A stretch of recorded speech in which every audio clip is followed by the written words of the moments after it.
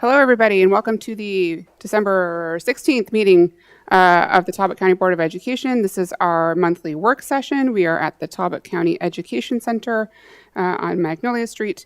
I'm going to go ahead and call this work session to order. As you can see that we have a quorum present, or we will have a quorum present after our newest members get signed in, which is one of our first items of business. But if we could go ahead and stand for the Pledge of Allegiance first, that would be great.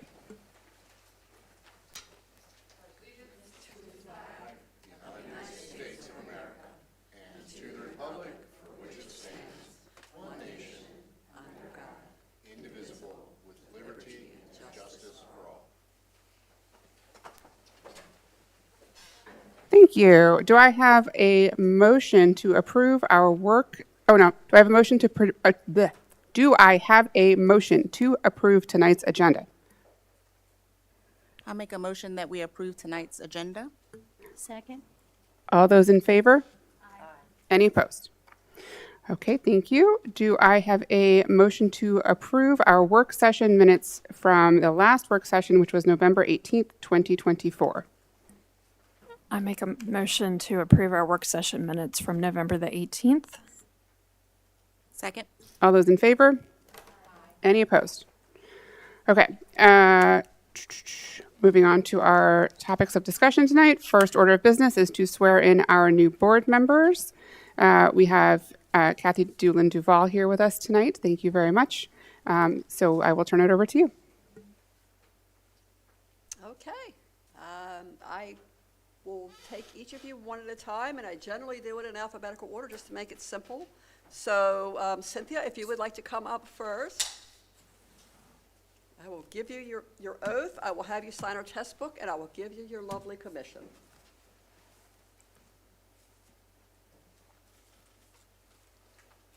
Now, if you would raise your right hand and repeat after me.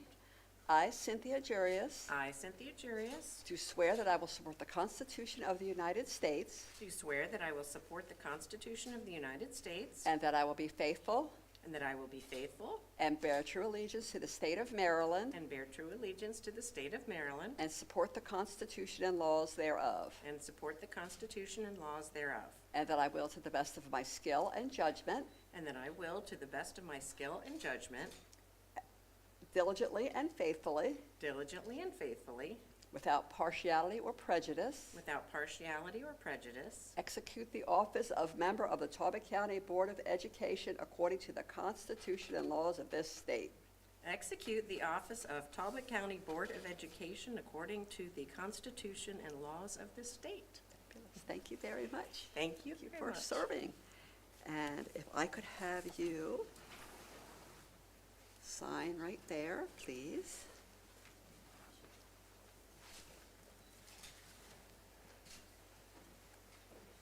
This pen doesn't want to write. It's cold. There it goes. That's what it is.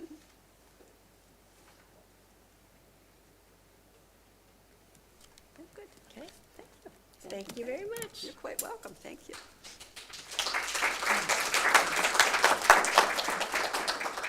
Okay, next, Ann O'Connor, if you would like to come up.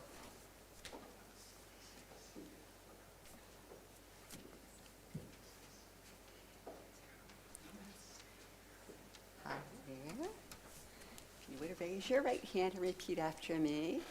I, Ann O'Connor, I, Ann O'Connor, do swear that I will support the Constitution of the United States do swear that I will support the Constitution of the United States. and that I will be faithful And that I will be faithful and bear true allegiance to the state of Maryland and bear true allegiance to the state of Maryland. and support the Constitution and laws thereof, And support the Constitution and laws thereof. and that I will, to the best of my skill and judgment, And that I will, to the best of my skill and judgment, diligently and faithfully, diligently and faithfully, without partiality or prejudice, without partiality or prejudice, execute the office of member of the Talbot County Board of Education execute the member of the Talbot County Board of Education according to the Constitution and laws of this state. according to the Constitution and laws of this state. Thank you. Thank you. You're welcome. And if you would be so kind as to sign right there, please. Thank you. Great. Thank you. Thank you so much. You're welcome. Thank you. And last but not least, Carla Whalen Cherry. Hey, ladies. Good. How are you? All right. If you would raise your right hand. I, Carla Whalen Cherry, I, Carla Whelan Cherry, do swear that I will support the Constitution of the United States do swear that I will support the Constitution of the United States and that I will be faithful and that I will be faithful and bear true allegiance to the state of Maryland and bear true allegiance to the state of Maryland and support the Constitution and laws thereof, and support the Constitution and the laws thereof, and that I will, to the best of my skill and judgment, and that I will, to the best of my skill and judgment, diligently and faithfully, diligently and faithfully, without partiality or prejudice, without partiality or prejudice, execute the office of member of the Talbot County Board of Education execute the office of the Talbot County Board of Education according to the Constitution and laws of this state. according to the Constitution and laws of this state. All right, thank you. Good to see you. Exciting. There you go.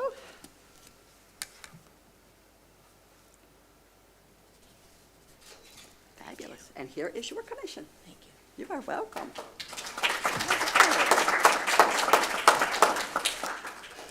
Thank you very much, Ms. Duval. Moving along, this evening we have an update on our sports fields upgrade with Mr. Kevin Schaefer.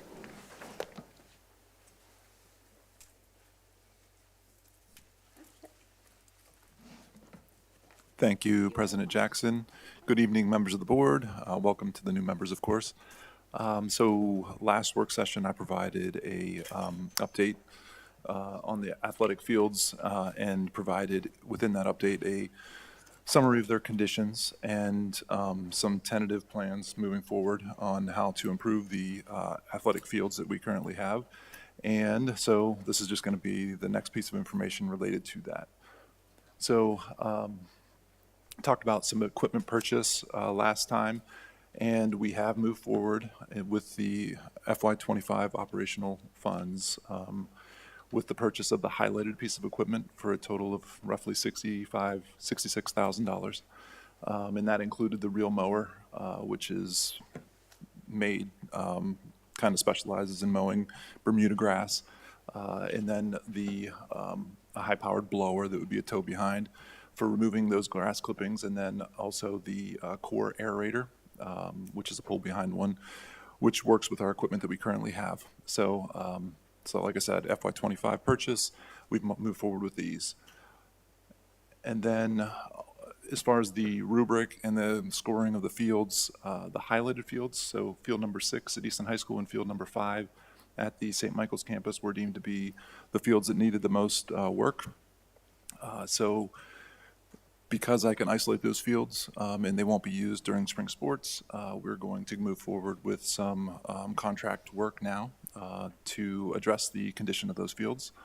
So in FY25, so this year's operating expenses plan to just do that work that's listed there, totaling about $14,000, and that would be done by a contractor. And it's using equipment that we did not purchase, and then also doing some top dressing and some soil addition to make the fields, in better condition. So moving forward to FY26, what I'm looking at is, and you will see this as a board when we submit and present the FY26 budget request, but roughly you're going to see about a $46,000 increase in the operations department, specifically in lawn mowing and grounds upkeep, which really just means our contract work. So we would be doing some more contract improvements with that $39,000, and then the $7,000 estimated additional cost for maintenance and fuel and oil and blades and all the stuff that goes along with the new equipment that we have. So, roughly in FY25, about $80,000 total. We're investing in the fields now, and then moving forward, we'd be looking at about a $46,000 increase in FY26. And after that, we will assess the fields as we move forward and just kind of determine what needs to be done contractually and whether or not my estimation for FY26 is accurate and as far as the expenses go for in-house maintenance. So, like I said, very brief, but I can answer any questions that the board may have regarding athletic fields. What, if anything, will we do at this point to address the sponginess on the field hockey field? Yeah, so we're hoping that core aerator, so we're going to be addressing the field, but it won't happen probably until after the spring sports season. It's certainly, excuse me, the field itself is, as we talked about last time, it is spongy. It's not a safety issue, it just isn't the greatest for ball movement, it slows the ball down. So we're looking to address that over the summer and hopefully have it a little tighter so it's a better playing surface for the field hockey team next year. What sport plays on that field in the spring? So in the spring, I don't think that there are any games on that field, just practices. So I think lacrosse practice uses that as a practice field. But other than that, that's all that we would have. So yeah, field hockey is a fall sport, correct? Yes. So yeah, so we should be good for the next field hockey season.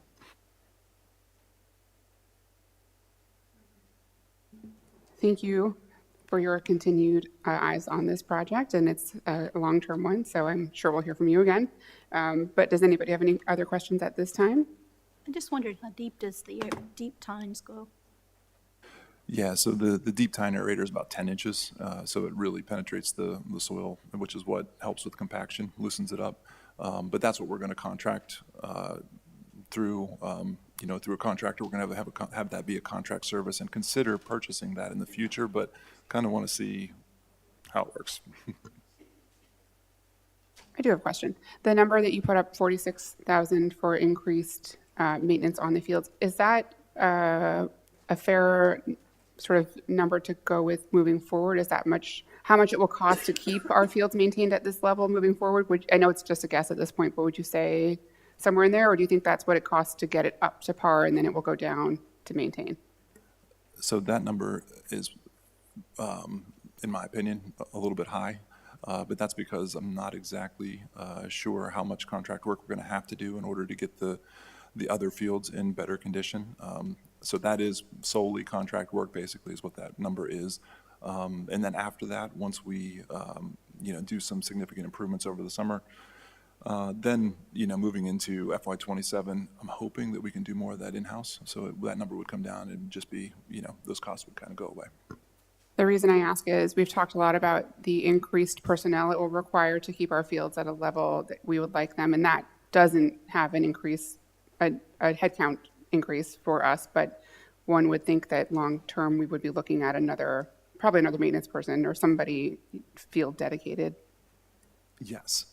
I think that we need to spend more hours on the field, man hours on the field within our staff. But one thing that's a little bit of a hybrid for us is we currently have, it's been a challenge. So we have a person who is very knowledgeable, who is retiring, but he also is a shared bus driver and our field person. So we will replace him. And he would be that person would be a full-time maintenance person. So I'm hoping that it'll kind of balance out without having to add a staff member, if that makes sense.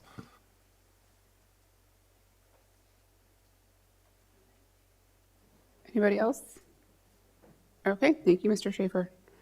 Sorry, my screen closed. I don't know what's next. Fun. It's budget time. We've got FY26 budget considerations with Mrs. Jones.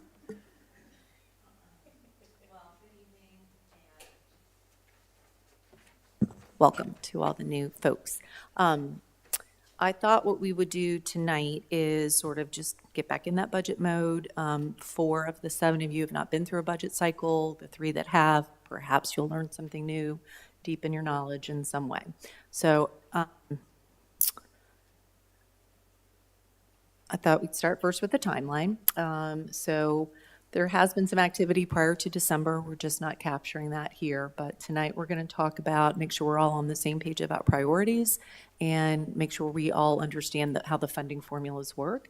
We're going to be having a joint county council meeting in early January before we actually present the full budget to the board. So at that meeting, we have a few topics we're going to talk about without getting into the details of the budget. The budget in detail will be presented at the work session in January. Then we'll move on to doing a real summarized version of that later that week at the board meeting for you to potentially, request some changes, and we'll move it on. Late January, that January 21 might be a little optimistic, but we'll get our revenue projections from the state, see how well they match with what we were estimating.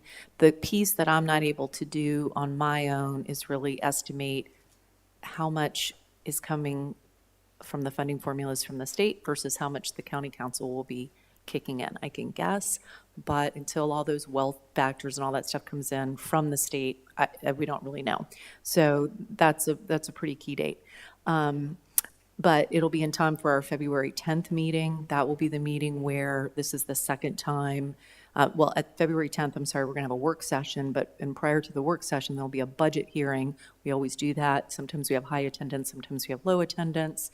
But it is an opportunity for the public to come in and give any concerns, questions to you on what they like or don't like about the budget. February 12th, we'll actually vote on the budget as a second reader, and the next week we'll turn that into the county council.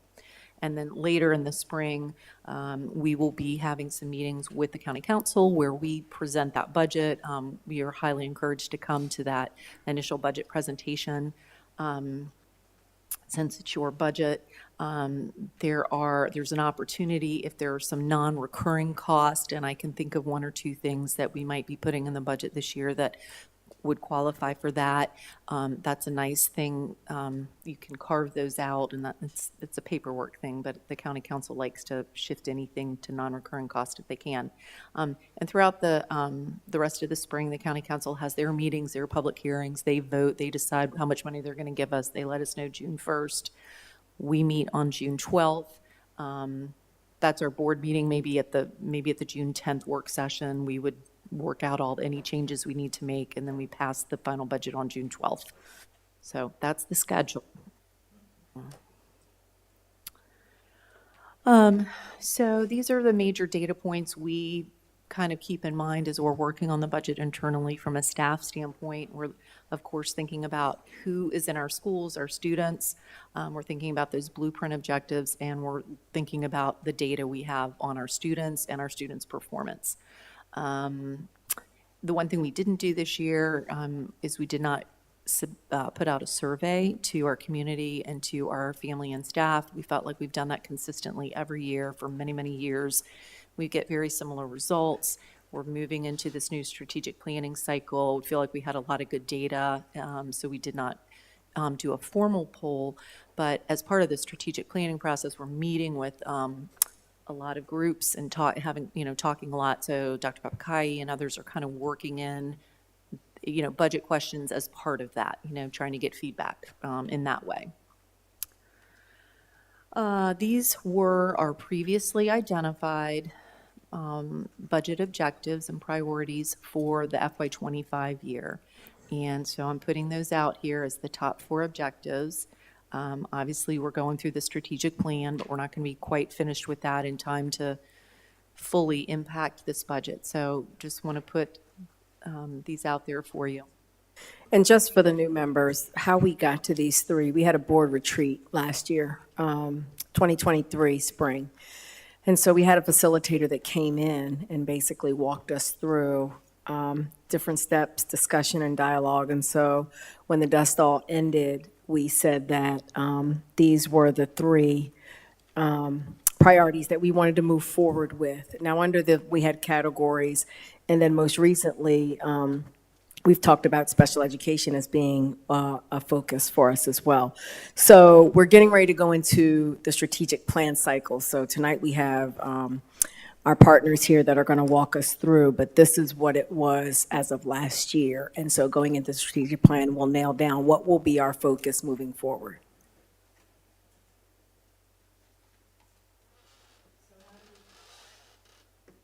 How do we pay for all the things that we do? The majority of our funding is driven by the funding formulas in COMAR, in the education article, and we're going to go into some more detail on that tonight, but these are the major programs that are in the blueprint. We do not get any funding under the second bullet item, the comparable wage index, and I guess that's the only one we don't get. Maybe half the counties in the state get that type of funding. We'd get other funding on top of this that is not considered technically part of the blueprint, but it comes from the state. We get funding to help pay for our transportation, and we get funding to reimburse part of the non-public education when we send children to non-public schools. Some of those costs are reimbursed.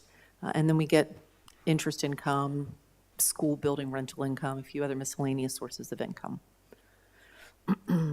All those blueprint formulas, those of you who have been on the board for a while are very, very familiar with this analogy, but basically each one of those formulas, there's a certain per pupil amount for each funding type. For each program, we'll say. There's a per pupil amount. We have an enrollment count of children who qualify for that type of program. We do the multiplication, and that's the amount of revenue we get. And I'm going to go into some examples of that in a minute. Here's an example of how within a single school, we might have a lot of different types of students. So every student in our system, grades K through 12, qualifies for a base amount. That's called our foundation funding. That's what keeps our lights on. That's how we have insurance. That's how we pay for, a lot of our teachers, instructional assistants, and secretaries. Some students, at this point, it's about 60, I'm trying to think of our percentage. 60% of our students meet poverty guidelines to qualify for compensatory education. Maybe I should say income guidelines and not poverty guidelines. That's probably a better way of saying that. And those are based on national income guidelines that are used to determine if children qualify for free and reduced meals. So 60% of our kids qualify for that. So student C and student B are getting an additional $7,559 because they are farm students. And student C is also a multilingual learner. And so for all of our 659 multilingual learners, we will be getting another $8,965. And if that student perhaps also qualifies for special education, they're going to get money for special education funding. So this, you'll hear the term a lot, the money follows the student, and we don't mean to imply that student C is getting $34,000 worth of resources sitting next to student A who's only getting $8,700. But it helps build a budget because students A, B, and C, and D through G are, all in the building, and it determines what sort of resources are needed for all of the students in that building.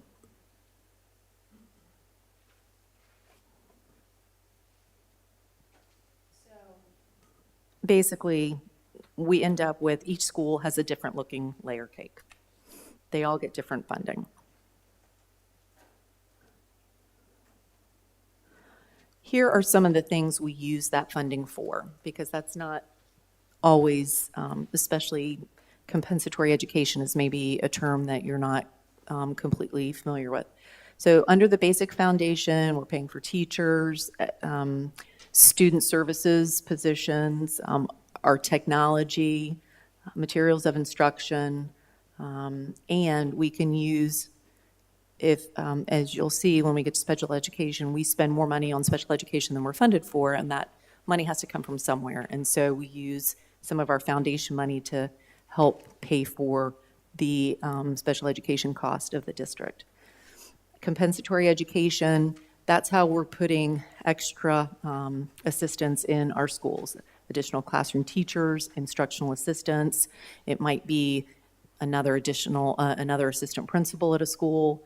It might be social workers, the cost of doing interventions during or after school. So it might be those math and reading coaches or specialists that are working with students. And again, we can use compensatory education dollars to help fund the special education shortfall that we have. Multilingual learners, we're spending it again on teaching and classroom assistance.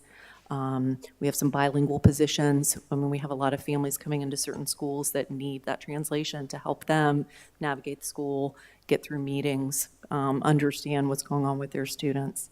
Special education teachers and teaching assistants, some of the OT and PT, our speech therapist, and any materials of instruction, and pre-K.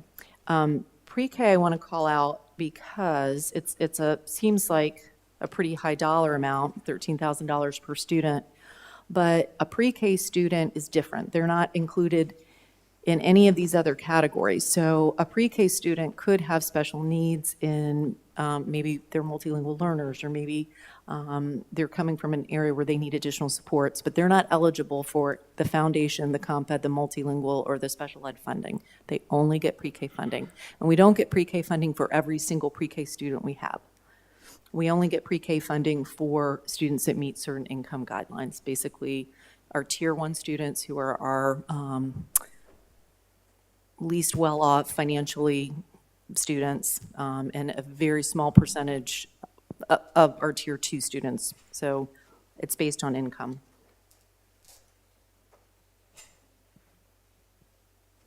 Our enrollment from this fall is 4,485 students. That does include pre-K, so we're not getting funded for all of those students for the foundation amounts or the other amounts. But to see who we are, the background, the racial background of our students is about 49% white, 28% Hispanic, 15% African American, and then 8% various other ethnicities. Of those 4,485, we have 541 who qualify for special ed. 504 plan students have modifications to their educational plans. Free and reduced meals students that we're getting compensatory education funding and therefore need to be providing services for are 60% of our students. And then we have 659 multilingual learners, 424 gifted and talented, and 158 homeless students.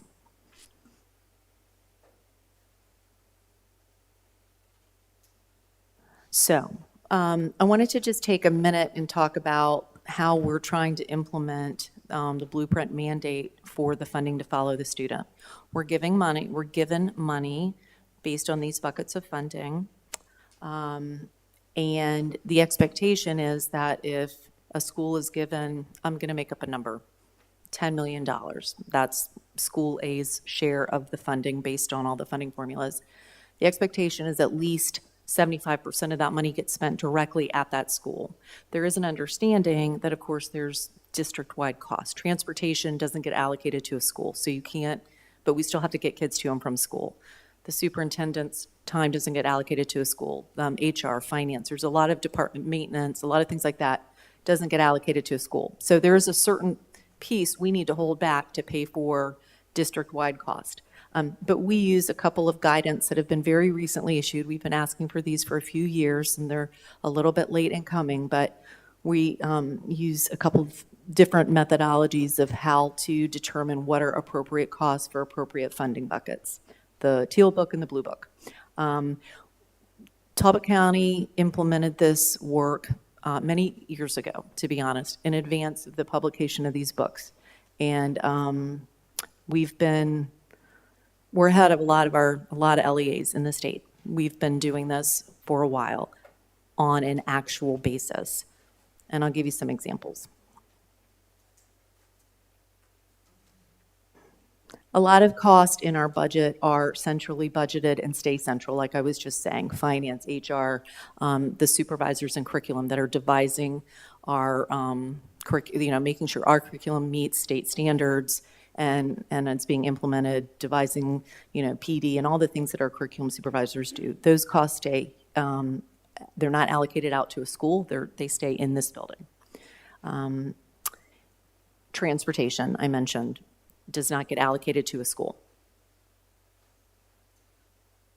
Other cost, we work on the budget with input from the schools, but the central office kind of figures out, well, how much do we need?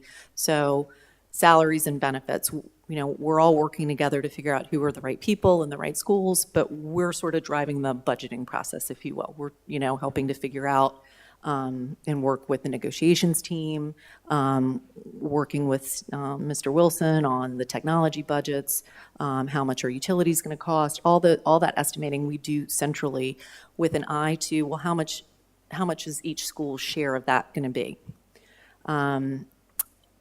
You'll see on a couple of these slides, we use the ESSA methodology. That's a required report.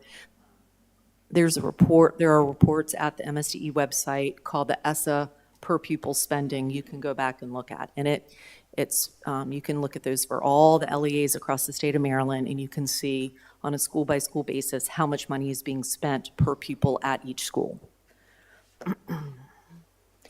Schools budget, principals turn in budgets for teacher stipends for after-school activities they want to do with their students. They turn in their own materials of instruction budgets. They figure out their athletics budgets, and that's how those budgets are derived.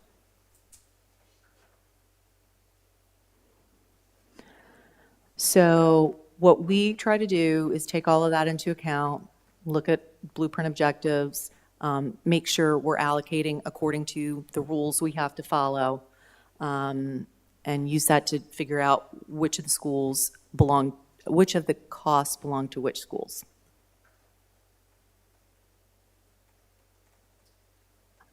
Some districts around the state use a very strict series of formulas to determine exactly how much money each school gets. We aren't currently doing that, and I don't see us doing that in the immediate future because we sort of have some guidelines built into the blueprint funding models of how much money we're supposed to be spending per pupil. So we have that in the back of our minds. And then we're looking at the needs of the students, the resources of the school to try and to work out and be compliant with the 75% requirement. We are compliant in a majority of schools for a majority of programs, but we have 2 programs I would say that we're going to need to make some changes in order to be compliant. And I don't just mean compliant, that we're getting funding, it's for a specific purpose. We're having to use some of that funding to cover our general operating cost, and so we need to make some shifts. And the areas where we need to make some shifts are in compensatory education and multilingual learners. We're just not spending enough money on those areas to meet criteria. FY25, the year that we're currently in, is sort of our baseline year. So we're not fully compliant in all programs, and that's okay. That's our baseline. And what the AIB and MSDE has said, because I don't think there are no districts that are fully compliant. It's a shift, right? We've been making a shift for a few years, and it's going to take a few more. But what MSDE and the AIB want to see is progress. So they want to see some progress next year. So in sort of in hopes of providing some transparency, helping us track it, helping you track it, helping the general public look at it, MSDE has been working for a long time with PowerSchool, which is the financial system that we use and a lot of districts use, to develop a dashboard. There's still a lot of kinks in it. Some of the data, there are just problems with it. Supposedly it's going live in January. I hope that maybe that's delayed a little bit for them to work out a few more kinks. But the idea is you're going to be able to look at the district as a whole. You can drill down and look at a school. You could look at, across any districts and see how they're all doing in terms of meeting these 75% funding follow the student rules. So here's an example. I recreated what these dashboards are supposed to look like because some of the data is not right on the MSDE test website. So the idea would be, here's an example, and we'll just go through this one and just kind of fly through a couple others. But That very first column in blue represents, and I'm sorry, there aren't dollar amounts to give you exact, but that represents how much foundation funding TCPS is getting this year. The next column in orange is saying that is 75% of the number. So that's how much you have to spend at the school. The next column that's grayish is what our budget is set. So you can see we are going to exceed what we have to spend in the foundation if we meet our budget. The next column in yellow is 5/12. We're 12 months in the year. We're 5 months into the fiscal year of the column in orange. So their thinking is that we spend money evenly throughout the year. That's not how a school works, but they don't really have a way to figure it out, right? We buy all of our materials up front. We do a lot of our maintenance and maintenance work at the end of the school year and in the summer. Our teachers don't even start getting a salary in the new school year until September. So even though this is through November, it's only 3 months of salary, not 5 months. So the last column in blue shows how much money we've actually spent year to date. And so in this instance, okay, we've done what we were supposed to do. These last two columns are always going to look a little wonky, because what the column in blue doesn't reflect is those are the 6 paychecks we've paid to teachers and the paychecks we've paid for 5 months to the other staff. It doesn't reflect the fact that we know how much every person's going to earn for the most part for the rest of the year. And we've encumbered that money. So in the financials that I share with you at board meetings, we include those encumbrances, and the column in blue does not include those. So this chart looks pretty normal. When you get to some other programs, it doesn't make so much sense.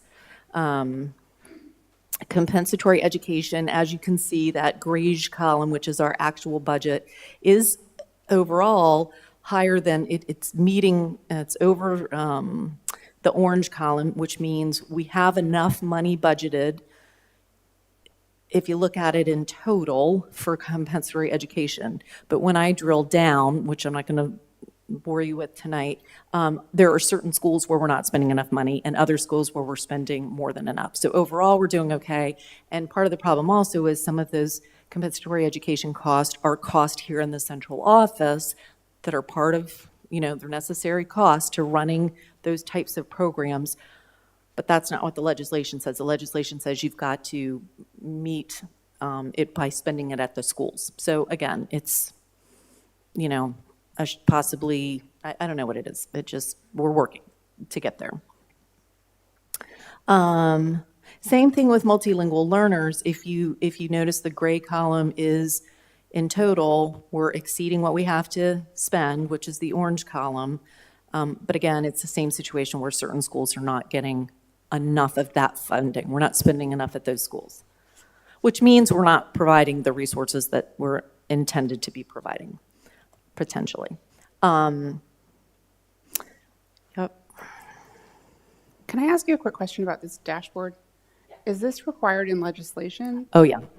And Okay, it was 'cause supposed to have been live a while ago. Seems like a colossal waste of time and money, because what's the point of spending all these hours working on this dashboard, which is not actually working, which is just serving us information that we already know because we gave it to them in the first place, correct? I wouldn't say, well, here's the thing. AIB is empowered to withhold funding from us if we're not meeting our criteria, if we're not doing what we're supposed to be doing. So this is a way for them to monitor that. Sure, but they already have that information. This seems like a way for the public to monitor that, right? Isn't this dashboard for the Both. public facing? Yep, both. But we already, I don't, this has nothing to do with you. If this is legislation, this just seems to me, I'm just throwing out there in the universe that this seems like a giant waste of time and resources. It's been a lot of work, a lot. It's been a lot of work, and not me, but by someone in my department. So it's been a lot. So special education, this is an interesting slide. I think it's something we talk about, and well, we're getting the amount of funding blue on the left, a little over $4 million. I guess that's close to 5 million. And then look what we're spending. That's the gray column. That's, so when I say we need foundation money and comp ed money to make up for the shortfall in what we spend on special education, that's the illustration that you need to think about. And here's another one. For college and career readiness, we get $100,000. This is supposed to cover dual education, our CTE programs. I mean, it's an interesting funding model. I'll just leave it there. So again, we have to use a lot of foundation money to pay for CTE, or these CCR classes. So it's dual enrollment, materials of instruction, et cetera, et cetera. I think another area that we've been struggling with for a while is TSI, which is Transitional Supplemental Instruction. And what that is, Dr. Einhorn could speak to it better, but it's basically targeted small group tutoring based on, what do you call it? Something.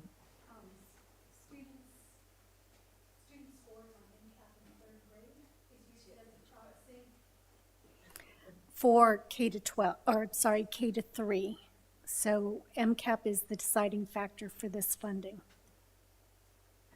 And so what we're doing is we're using it to tutor K to 3 students in small group settings, and we're using contractors. We don't have teachers on staff doing this, so it's a pretty inexpensive way to do it, and we're somewhat limited, I think, by the availability of tutors and the people interested in doing the work. So we've typically had a hard time to spend all of this money.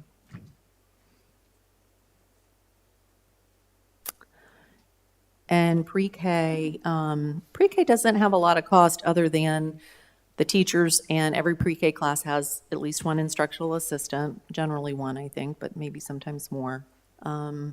And so it doesn't cover materials of instruction or maybe it does a little bit, but it's basically that's going to cover salaries and benefits for our pre-K staff.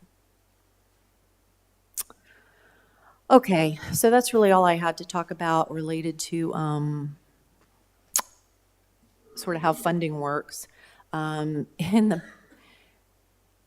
the background, we're doing a lot. The schools have submitted all their budgets, and we've been through those. Departments have submitted budgets. We're in the process of going through those. And we have a list of requested positions, some of which are new, some of which would be converted from grant positions, but we're not at the level we were at last year, where we had a lot of positions that were in grants that were expiring. We only have a small handful.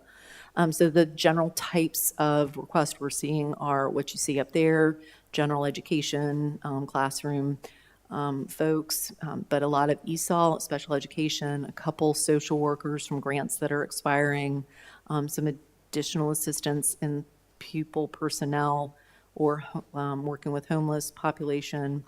And then we have 3 new community schools next year. We talked about that at our work session last month. So that funding comes with required new positions. So we have those. So we're meeting as a team tomorrow to start going through the position request and sort of ranking those and prioritizing those based on what we see as our greatest needs are. So that's that. And that's really all I have for you.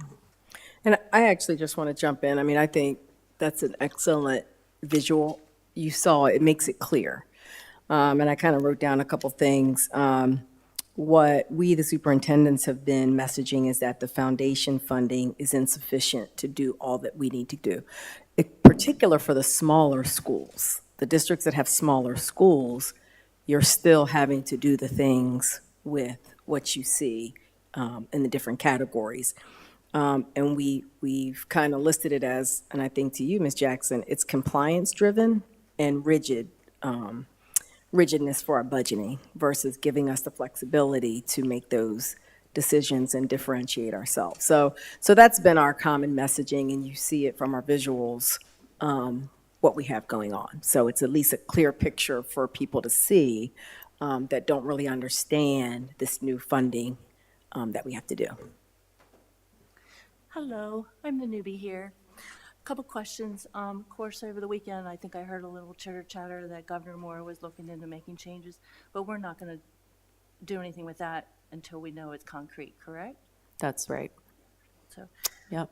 the other question is, if the money follows the student, like you say, why do some schools then have that shortfall? I would assume, like for an ESL student, that would have been projected that they're going to go to Chapel District, so therefore we need to adjust our budget accordingly.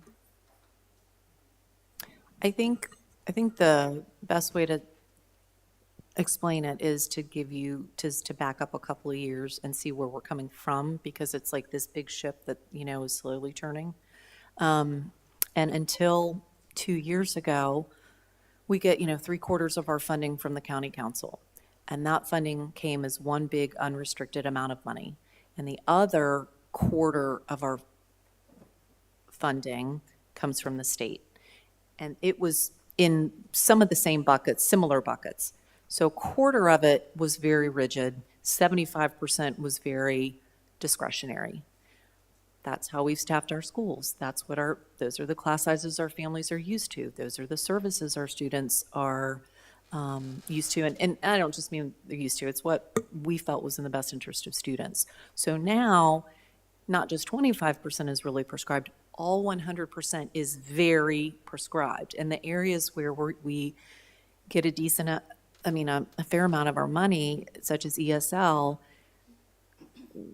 that's kind of become embedded in our budget, as that's how we're paying for, second, third, fourth, ninth, 12th grade teachers. It's hard to find ESL, to your point, trained staff.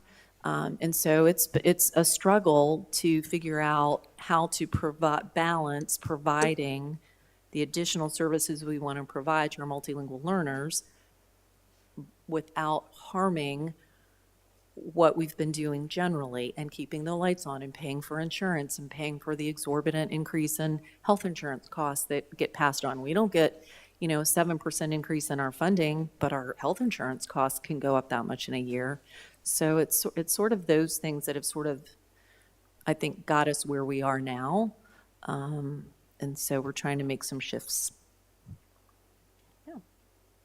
And I assume you have that breakdown of the schools, it's just not for us to see at the moment. Oh, sure. I mean, I can give you lots of data, not a problem.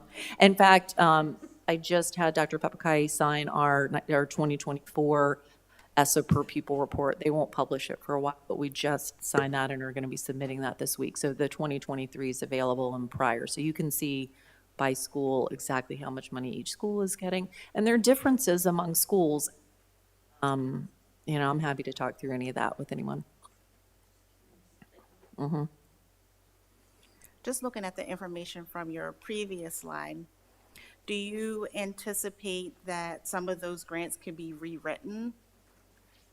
Or do you think this would be coming out of our? No, this was our big fiscal cliff. So everybody got a lot of money coming out of COVID to help address learning loss, and it helped get our schools situated to safely bring kids back to school and to deal with some of the social and emotional issues that kids experienced as a result of being home and just going through the pandemic, et cetera.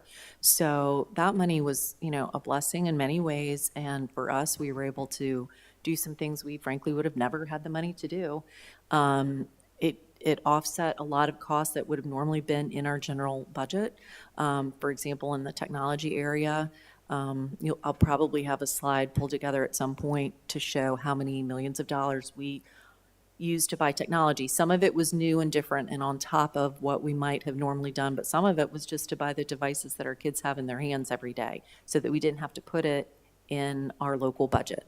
So all that money's dried up, it's all gone away, it all expired for the most part. We do have sort of this extended liquidation period where we're continuing to receive some things, but we've, all that money's spoken for, I'll just say that. So some of the things haven't quite arrived yet, but it's all spoken for, so no. So now, I mean, we might have to shift to a point in the future. We have not focused on trying to write grants or look at other revenue sources. You're going to hear about some as we talk through the strategic in a bit about maybe the need for that. We haven't had the time. We haven't had the time, really, the resources to focus on that. It's been a lot to manage these grants. It's just, it's not the management, like the fiscal management of it. It's a lot of initiatives and it's a lot of work. Again, we've used it to buy new curriculum and a lot of things, but just rolling out that new curriculum and getting the teachers comfortable with it and starting to see results. It's like you can only do so much without burning everybody out, from kids to staff. Prior to COVID, we had discussed and actually added into our budget a grants manager position, because in talking with lots of staff grants, we have some very talented grant writers on staff who just happen to be staff members, so that's not their job. And then following through afterwards with the grant administration is very difficult. And so we as a board had decided that was something we wanted to focus on.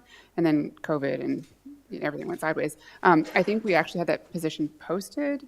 I think you were here for this for like a year, and there was nobody, we didn't find somebody for it. That is true. But in the past, to answer your question sort of roundabout way, we have focused on looking for more grants in different spaces, and we've used staff members to do that. And like I said, we have some very talented grant writers on staff. But I would be interested in this new post-COVID landscape, what grants are available and what that sort of looks like now, and what it looks like for a school to get a grant or a school system to get a grant, and maybe revisiting the idea of finding somebody to be in charge of that. Yeah, I can tell you, because I was here when we were still looking for that person, and it was a challenge just to find someone, because you have to have a really detailed knowledge of the public education landscape to be able to write those grants, I would say. And that was our challenge.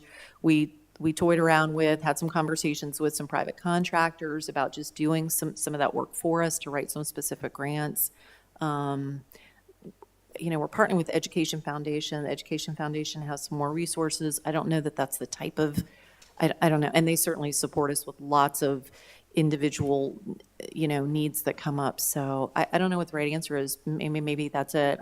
We do have, there's a tremendous amount of not just fiscal monitoring, but reporting back. And understandably, people that are giving us money want to know, well, what did you do with it? And what are the results you're seeing from it?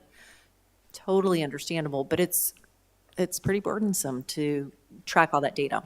Yeah, I kind of led the charge of let's find someone to do that, because that's what I heard in talking with staff, and particularly walking around with Dr. Einhorn, talking to her and other staff members who had written grants before. We can write the grant, that's fine, but then the continual, data reporting and follow up and whatever, that's too much to ask of somebody who has a different full-time job, and sometimes that job is educating our students, and that's what you need to be focused on. But as we can all see, and we all talk about all the time, the money is a problem, and any way, shape, or form we can get more of it would be good for us. Well, like an example of one thing we did a year or two ago is we used some of that COVID money. We were able to charge what's called an indirect cost to grants, and so that helps us recoup some overhead. And we use that money to create and hire someone in the Medicaid billing area, because we used to have a person in special ed who was in charge with a million other things of doing the Medicaid billing. And with COVID and being out of the buildings, it was just impossible for that person to keep up with Medicaid billing. Well, Medicaid billing so we felt like that was a good investment. We hired someone, and it took that person a while to get caught up, but they caught up, and they're paying for their own position now. So, that was good hire. That was, it's making sense to do that. So, hiring a grant person might make sense financially. They might at least be able to pay for themselves and then hopefully generate some revenue some other ways. One other one. Is the wealth funding formula recalculated every year? Every year, and I don't, that's the big piece that's the piece that determines how much Talbot County pays versus the state of Maryland, and that's way beyond my abilities to use a calculator. When do they come out with that? It's based on two different things. It's based on November data of income taxes that Office of Management and Budget comes up with, and it's based on something else I can't quite remember. So it's around this time. And it's two factors. I think one of them has been released and the other has not been, but will be shortly. I just kind of wait for someone to tell me, to help me. It's pretty.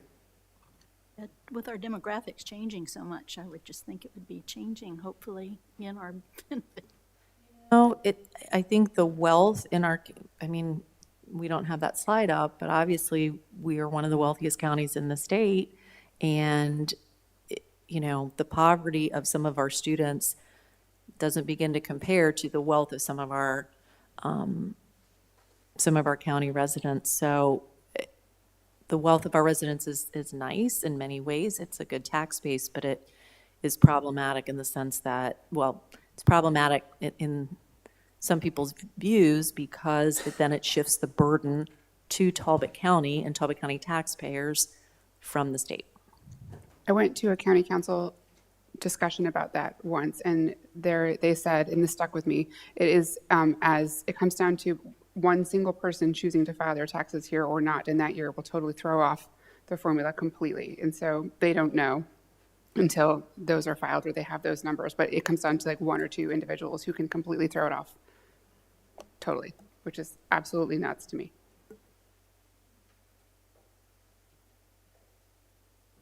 More questions for Ms. Jones right now? I promise you she will be back time and time again. So I guess my what I'll leave you with, or what I'd like to just close with is there any other direction or instruction you want to give us as we're building this? Is there anything you didn't hear tonight that you were like, I thought we were really going to focus on this? I mean, you know, I put up your priorities. Dr. Papakai mentioned you've been talking about special ed a lot, and you'll definitely see that in, I think, in some of the position requests that we're considering internally at least. Is there anything else? Will we see the position requests or no? When they're finalized, yeah, sure, absolutely. We'll give you, just like we always kind of give you a listing of these are. And then I know there's a couple of us who felt like maybe we didn't ask for enough staff last year. And, you know, obviously I've heard from several teachers that feel like they're understaffed in one particular grade at one particular school. And hopefully those sorts of things are coming into consideration. The principals have definitely put in requests, and we're like I said, we're going to be meeting tomorrow to talk about them. We're also meeting with staff from the county council this week they just wanted to have a sort of a pre-budget meeting, I'm not sure, just to kind of talk about where we were and what we were thinking, and we can get some of their perspectives as well. Something that jumps out at me every time you put up that slide of demographics is the percentage of kids identified as gifted and talented as compared to other groups that we talk about a lot more than that specific number. And I know, so with that as a question, 424 students, we only provide gifted and talented services like specifically named as such from grades 3 until grade 8. So are those 424 students only those in grade 3 to grade 8, or are those who continue on, are we counting kids who were previously enrolled in gifted and talented in 9 through 12? Is that part of that 424? Are we counting kids who are showing early signs of gifted and talented? Where do we come up with that number? So that's question one. And question two, that's like 10% of our student population, which is a significant student group and demographic group to me. And so if we're talking about, hey, what do you want to see in this budget? I would like to see more of a focus on what we're doing for that specific group as well, making sure that our, gifted and talented population their needs are served. Heard. Dr. Einhorn, do you know I was going to say, and I don't know the answer, but I will find out the answer to that. Okay. Do you know, Doctor? You tend to have these numbers. Okay.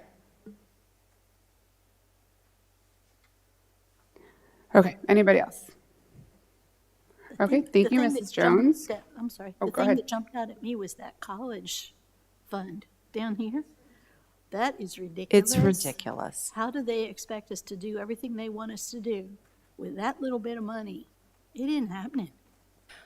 Another one that is, this is a drop in the bucket, but this is my pet peeve. The legislature, I think it was last legislative session, continued something they've done. So this was sort of an add-on, and they budgeted a pot of money to pay for, every county has to have a blueprint coordinator. So we have a very talented blueprint coordinator here who keeps us straight and on track. And every county has one. Some counties have departments that work under their blueprint coordinator. We have one person. And so they came up with an amount of money based on an average salary. And then they proceeded to allocate it to us based on some ratio. So we're getting, I think, $24,000, and then there are counties that are getting $300,000. It's one person, it's the same position in 24 counties, and we're getting $24,000 to pay for this person. This is, a very knowledgeable, talented, experienced teacher who's in this position. So it's crazy that, obviously didn't begin to cover what we needed to cover. I think we need to start making some noise from the shore because what they're doing is just not right.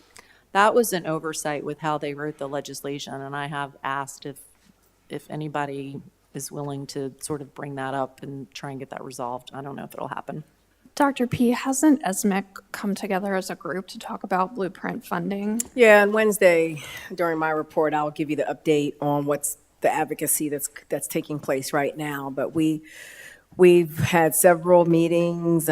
We've been before several groups with all these concerns that we're talking about tonight. In particular, how the work has to get done, because we on the shore are saying we're smaller districts. So the same amount of work you're asking districts who have departments to do the work, we have 1 and 2 people to do the work. So the millions of templates that we have to fill out and the forms and what we have to turn in is being done by a few people versus a lot of people. So we're continuing to do that, and our ESMEC priorities are going to be around that. Okay, thank you very much, Mrs. Jones. We're going to move on to the next topic on our agenda, and that is the Strategic Planning Needs Assessment Report with Mr. Scott Joftis and Ms. Sharon Gaskins from 4 Point Education Partners.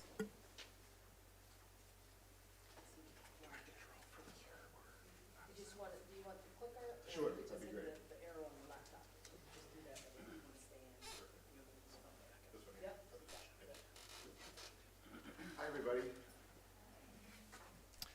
Good to see you, some of you again. Congratulations to new board members who I did not get a chance to meet this summer. Joining me tonight is Sharon Gaskins, who is part of the team, the strategic planning team, and was part of the team that conducted the needs assessment review that you're about to hear about. Among many things, Sharon most recently was the Resource Strategy Officer for Washington, D.C. Public Schools, kind of helped take them through the whole COVID work. So she's an expert on sort of operational and financial matters regarding school systems. I'm Scott Joftis. As some of you know, I'm founder and president of 4 Point Education Partners. I'm also the adjunct professor at George Washington's Graduate School of Education. I had some board experience with the Montgomery County Board. I was appointed in 2021 when a board member unfortunately passed away. I completed her term, but it did give me an opportunity to sit in your seat, which I know is a challenging one. So today what we're going to try to do is give you a very high-level overview of the methodology findings, recommendations, and then kind of what the next strategic planning steps are. as of tonight and going into tomorrow, which we're very, very excited about. You all have the full report, which is 80-something pages. We cannot go through all of that tonight. We're going to go, there's 8 categories that we addressed. We're going to give you a very high level in a SWOT analysis format. So for those of you who don't know that term, SWOT is strengths, weaknesses, opportunities, and threats. Strengths are kind of, and weaknesses are what's internal to our system. So what things more or less we have control over. Opportunities and threats are perceived as those that are sort of externals to our school system. So it could be changing demographics or things at the state level, things outside of our district control. So we'll go through all of those again very quickly. If you have questions, feel free to stop us. We're going to go fast. We're also going to try to leave some time at the end to have more of a conversation. And then we have some recommendations, and in fact, a couple that you all have already been talking about this evening.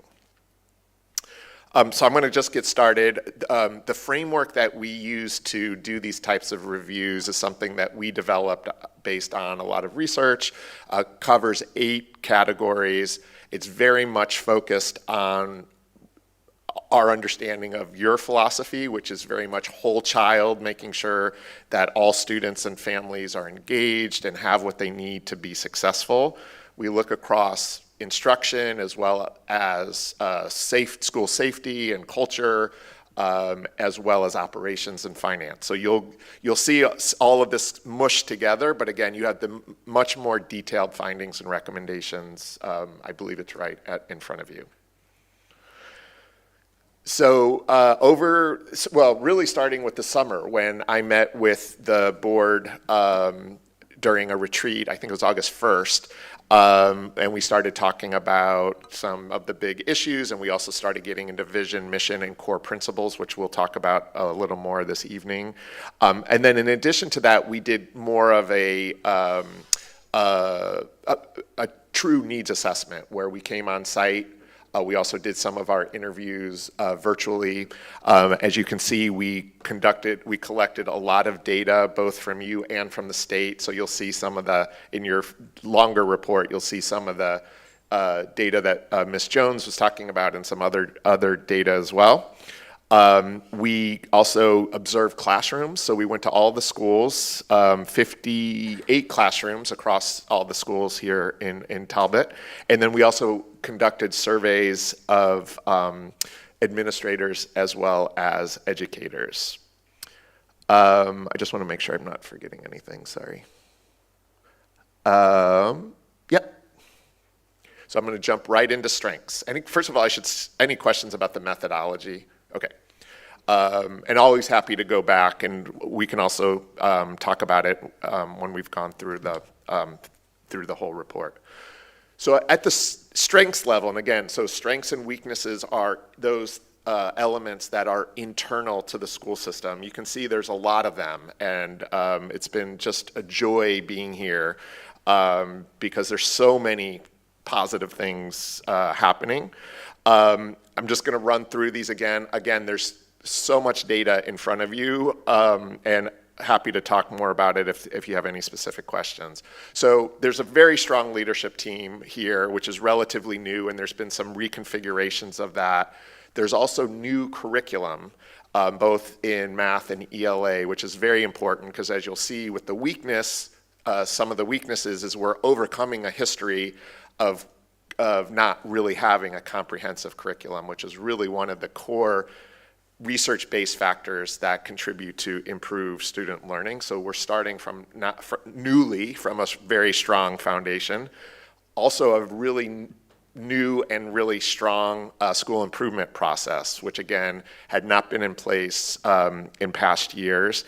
A very thoughtful approach, which I could go into more details if folks have questions about that. A very solid foundation, again, both based on the Maryland blueprint as well as just a history here of focusing on this college and career readiness. Some really great work happening. There's some new, well, I'll say current and very much needed work going on with HR systems, which again, as you'll see with the weaknesses, we're overcoming a lot of challenges with that in the past. And so seeing that we're putting some of these systems in place is, again, a really strong foundation to build from. We're investing in social workers and career counselors, which are wonderful and very much appreciated by educators and principals that we spoke with and surveyed. And then some key structures that are consistent with this new school improvement process focus. So this is a little wonky, but professional learning communities, multi-tiered systems of support, and then school improvement teams are really excellent structures that you would like to see in schools that are intended to be creating and fostering a continuous improvement process, instructionally, social and emotionally, and operationally. So again, all of that is relatively new and very, very promising. You'll hear me now mirror some of what I just said on the weaknesses side, mostly that which is that these are really new, and so we're in the early stages of improvement. And so part of the recommendations you'll hear us say is, let's not shift course too drastically. There's a lot of really good work happening that is overcoming a history of systems and structures that were not really in place previously. And so we really need to give these time, energy to grow, and oversight from the board to make sure that they're having the intended impact and implementation process. Student achievement, as it is across the state, across the country, but certainly across the state, is low with growing gaps in achievement. And you'll, in the data, in the reports, we won't show you particular graphs, but you'll note that some of what Ms. Jones was talking about as far as some of the differences in spending in schools is not, unfortunately, correlated with what we would like to see related to achievement levels. So we want to we would encourage the district to really take a closer look at that and think about the work that Ms. Jones is doing along with the work that Dr. Einhorn and others are doing around the school improvement process, and really making sure that we have alignment across that work. As I mentioned, there has not been a strong history here of a core curriculum, of really well-defined interventions for the students who are struggling to meet standards at the grade levels. Some of the HR systems are needing a revamping, and as I said, that is happening. We're also overcoming a little bit of we kept hearing about a little bit of a fear-based culture that I think the new administration is really working hard to counteract and address, but that takes time. It's a culture issue. Again, Ms. Jones talked about this with regards to the English language learners, especially at some schools. There's just not a lot of capacity either in the central office or in the schools themselves for addressing what is your fastest growing population as far as special types of populations.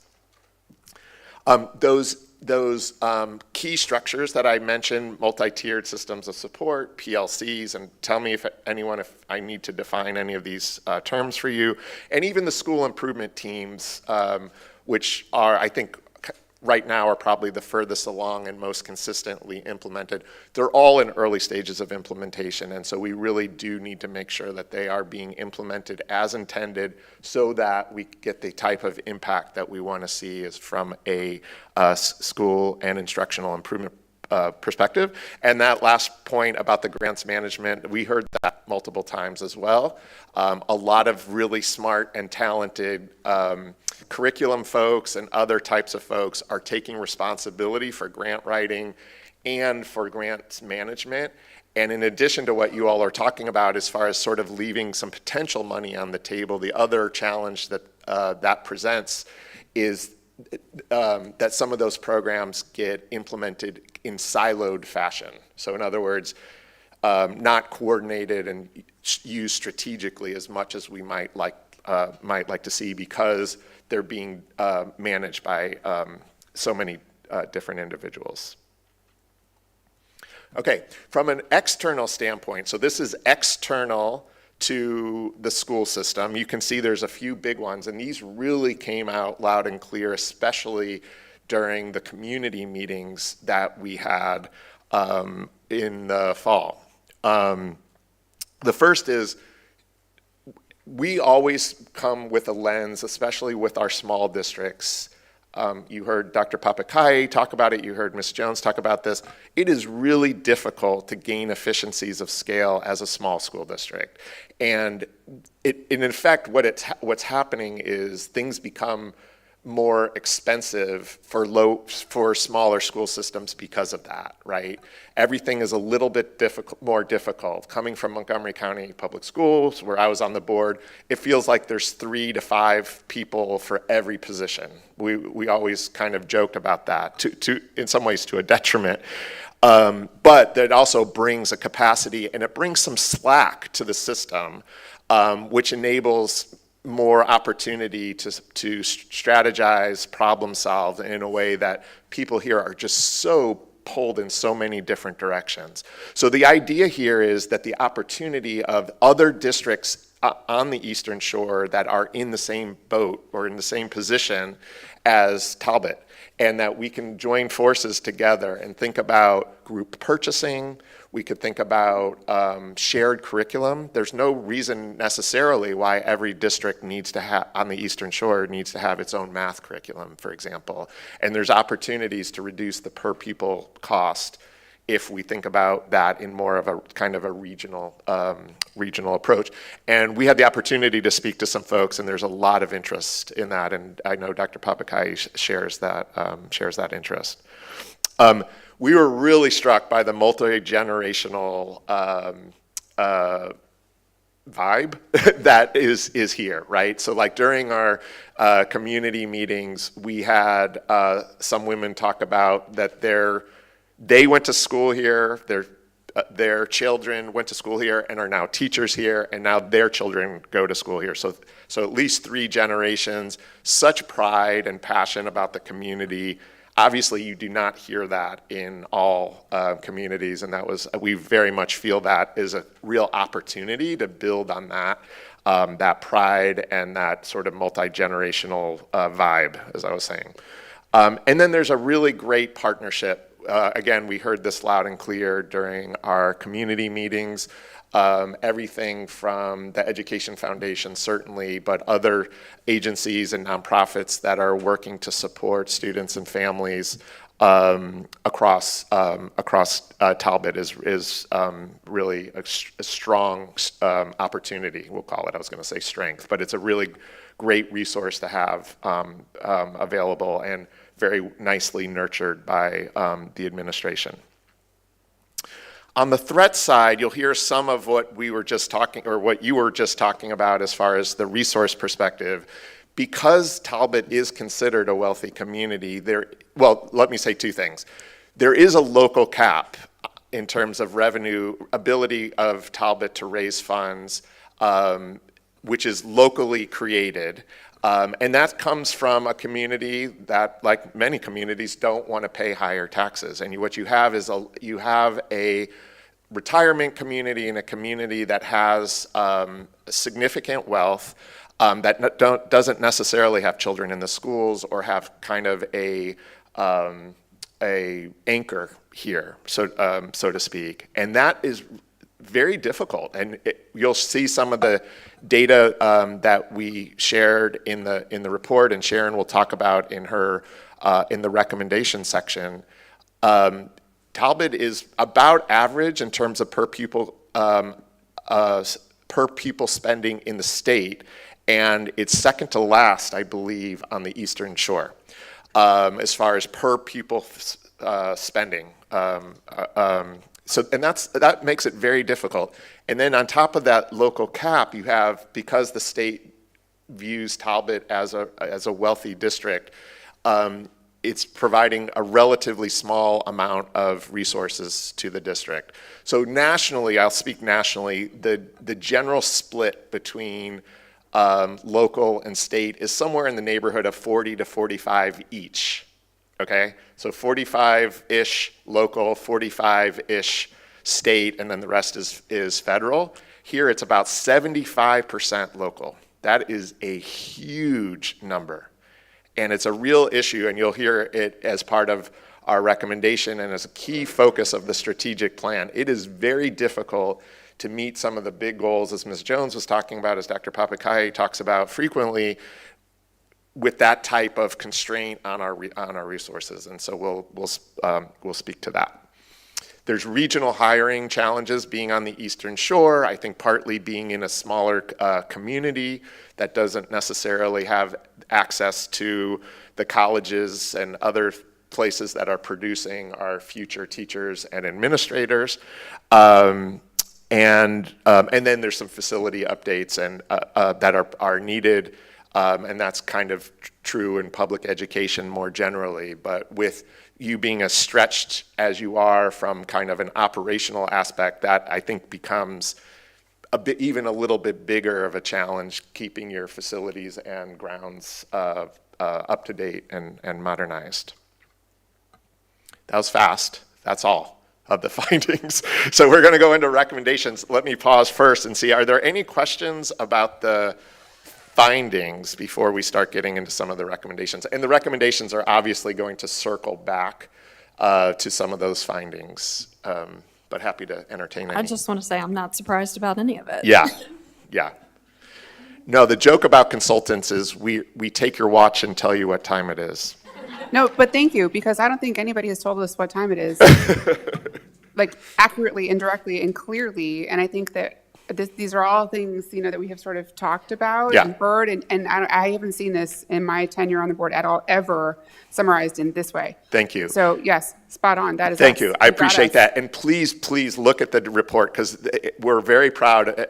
Your team, your administration and teachers all were really integral to our being able to develop what we think is a lot of information, a lot of good findings, which really helps tell a generally incredibly positive story, right? With obviously some challenges that all school systems, all schools face.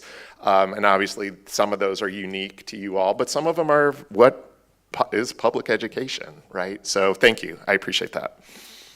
Anything else? You hit one thing nail on the head. Yeah. St. Michael's, which Dr. Papakai and I both graduated from, has the oldest alumni association in the state. I know. And my in-laws, us, my sons, and now their kids all, I love it. yeah. I love So it's it. very much. No, these women who were at there were at least 3 generations of teachers, and I think on their 4th generation of students in the school system. It's lovely. It's lovely. Okay, we're going to go right into recommendations. So our first recommendation is that there is so much positive work happening from a college and career standpoint, both, and the Maryland Blueprint is driving and requiring some of this. So what our big recommendation is, let's make that sort of the focal point for the strategic plan, okay? I won't go into all of the details here. You can certainly see that. But I think the main takeaway from this is what we're recommending is typically when we go through a strategic planning process, one of the first things are, let's define what our goals are from a student outcome perspective, right? And often they're increase student test scores by 10 percentage points, increase the number of students applying to college by X percent. What we're saying is, let's create a profile of a graduate, which is an increasingly used by school systems. This is Fayette County, Kentucky, which we worked with their bigger school system, but it's a great model that we could adapt. And it's really hard to see here. It's in your report, but you can see across the 5 categories that they define: academically prepared, college and career ready. I can't even see the other 3, but one is cultural competence, one is future ready, and civically engaged. Thank you. And then under each of those, there's a set of indicators. And what we're proposing is, let's make that the center, and it doesn't have to be exactly that, but let's do something like that that enables the district to really focus on tracking our students so that when we send them off for graduation, we know that they're meeting those sets of indicators, and that's more likely to mean that there's future success in the world. And you can imagine what the implications for the school system is, because now we're geared not just towards increasing our math and reading scores, and not just ensuring our special education students are meeting standards as well as all other students, but we're giving them the opportunities and the experiences to be well-rounded, well-educated, and prepared for college and career. So that's our first big recommendation, is let's make that our goal for the strategic plan. The second one is, around that goal, what we often say is let's identify 3 to 5 priorities. Here we're taking 5. The board in August, I learned previously in August, that there were already some priorities established, which we think are terrific. And so we don't want to start everything new, but you will see that we tweaked a few of them to be a little bit more process outcome oriented.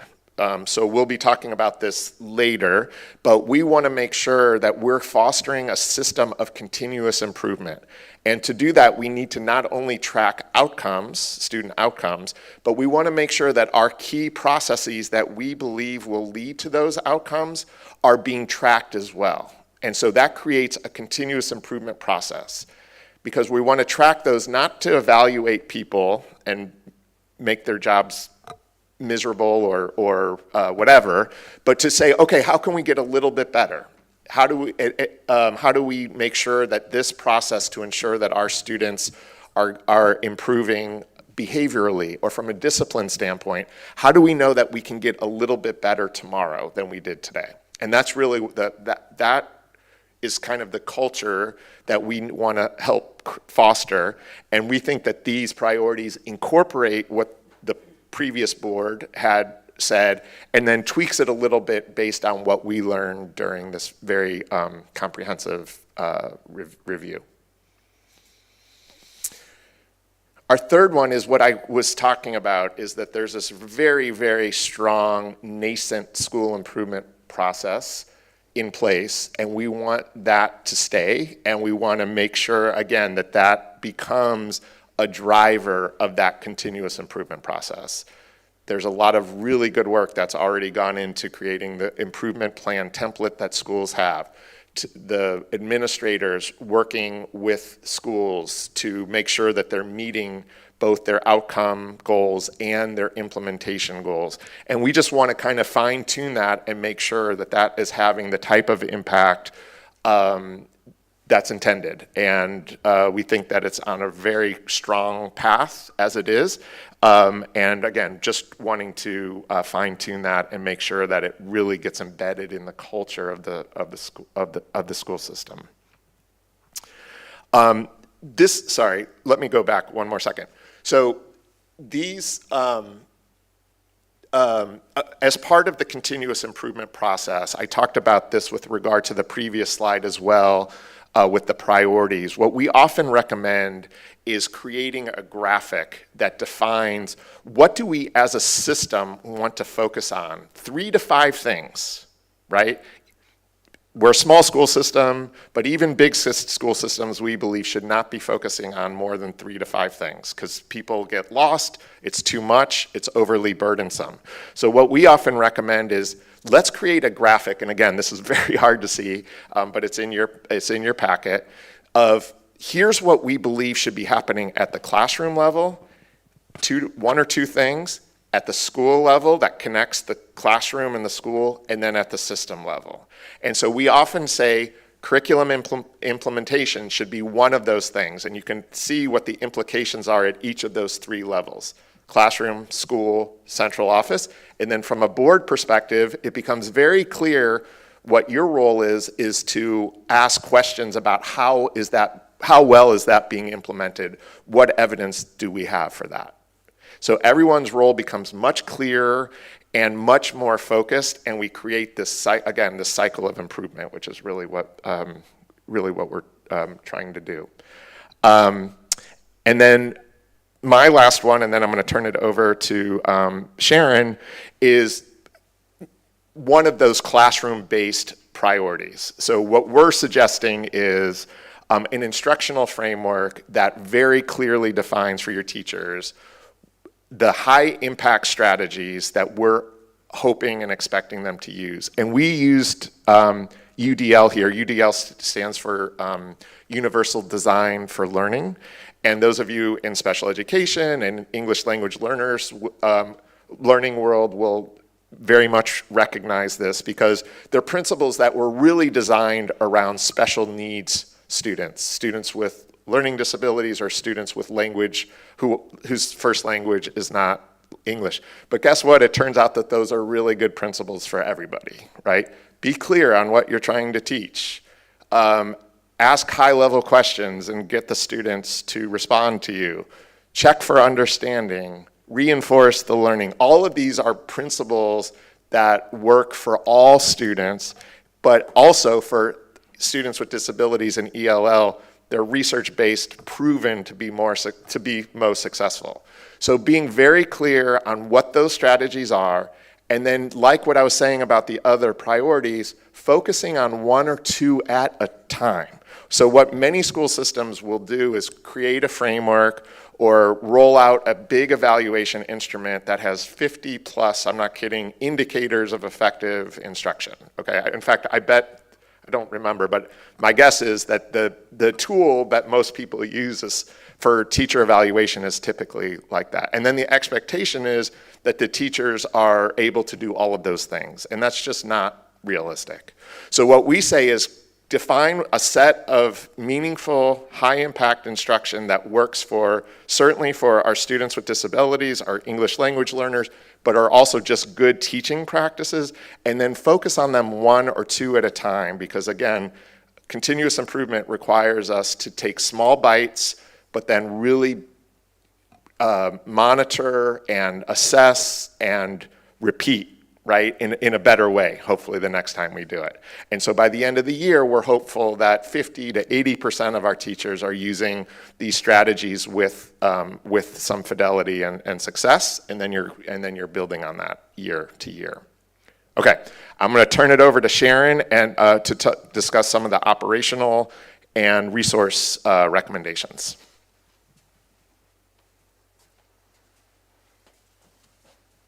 Thank you, Scott, and good evening, everyone. I'm here to share our next set of recommendations.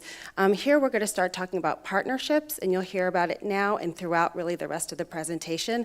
And I'll just start by saying we were so blown away with the depth of partnerships that exist with folks here at TCPS, the business community, community-based organization, nonprofits, just the range is really robust. And so the recommendations we're giving here are just ways to build upon that really strong foundation and maximize the partnerships that exist. So we have here 4 points, elements of effectiveness for strong partnerships. And what we'd recommend as TCPS continues to leverage those really great community-based partners to think about these domains as areas of focus to just continue to build the momentum. So making sure that there's alignment and a focus around educational equity, so serving all of TCPS's students, ensuring that there are clear expectations and shared accountability across partners, coordinating services across partners, which is something we'll talk about in a little bit more depth in a bit,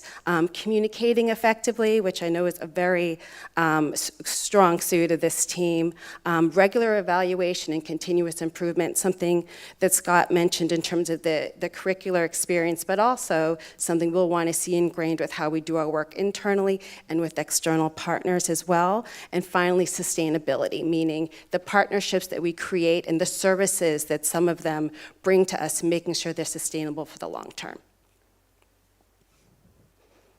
Okay, so this next recommendation, it's a pretty meaty one, and it really covers a number of operational issues. I'll touch on them briefly. Some of them, again, we've talked about, y'all have talked about together, and this gives us an opportunity to kind of walk through our recommendations for how TCPS may further strengthen its work. So I'll start by saying that TCPS leaders work incredibly hard to be good stewards of their funds and their resources. And here are some ideas for how they could further maximize and strengthen their efforts.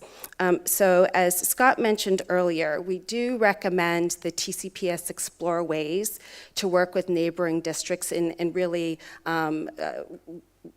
dig into the possible collaborations to strengthen shared purchasing and the delivery of services around common areas of need. This could take a lot of different ways of approaching it. It could be sitting down with neighboring districts, looking at TCPS's highest dollar contracts or services. What are the biggest investments that each district is making, and identifying ways where synergies exist? Another alternative, that's a model that exists in other areas, knowing that folks here are wearing multiple hats. It could be finding a procurement professional who can kind of lead that work and sharing that investment, that cost across districts, so everybody's getting the benefit of their professional expertise by saving and creating more efficiencies together. We also recognize, just on the grants management front, a lot of great, robust conversation around grants management. We did see that there are risks in folks who are, as Scott shared earlier and the board shared earlier, folks who are responsible for supporting school, supporting curriculum and instruction and school improvement, also being responsible for grants management functions, some of which are in schools, but some of which are really could be more administrative in nature. And so we strongly recommend that those grants management functions be consolidated into a single position, or at least one position, because it's not only about freeing up individuals who we really do want to be able to focus their work in schools, but also maximizing the impact and the efficiencies of grants management. There's a lot of regulation, best practice, just a lot of work around effectively maximizing state grant dollars, federal grant dollars, and by consolidating those functions into one person, TCPS would be poised to really stay on the cusp of best practice to make sure all of those funds are used as efficiently and effectively as possible.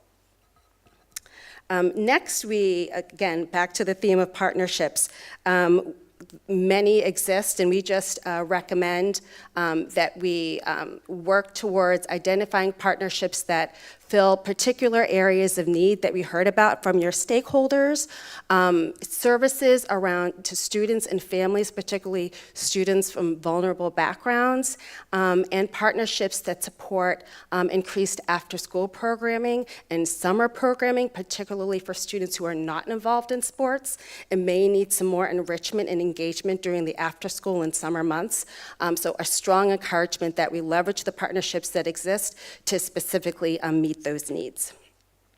And further, we talked a little bit about business partnerships and the opportunities around revenues in Talbot County.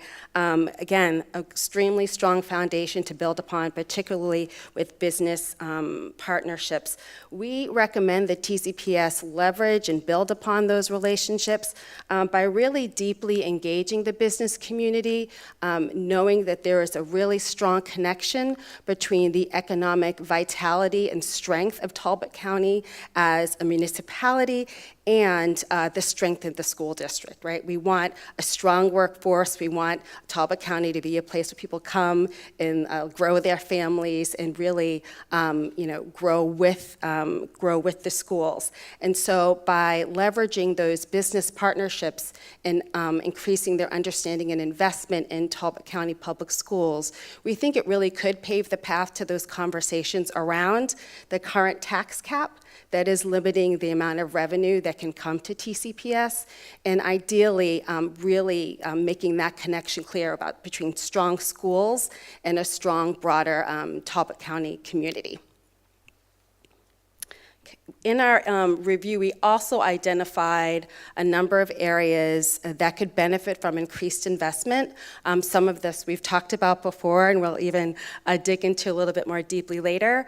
But we identified areas of data systems, particularly around HR, as an opportunity to really move away from the manual nature of some of the work the TCPS team does and moves to more automated and more data-driven. Supports for multilingual students, as we talked about earlier, increasing the number of HR staff. We did some benchmarking against kind of best practice. There's an association called the Society for Human Resources Management, SHRM, as they're known, and they do provide best practices in terms of thresholds for HR staff compared to the number of staff within an organization. And their recommendations is that that ratio should be 1.5 to 4.5 staff, HR staff, to staff within the 100 staff within the organization. So let me say that again, 1.5 to 4.5 HR staff for every 100 staff within an organization. And our review of TCPS found that that ratio is about 0.5 to 100 staff within the organization.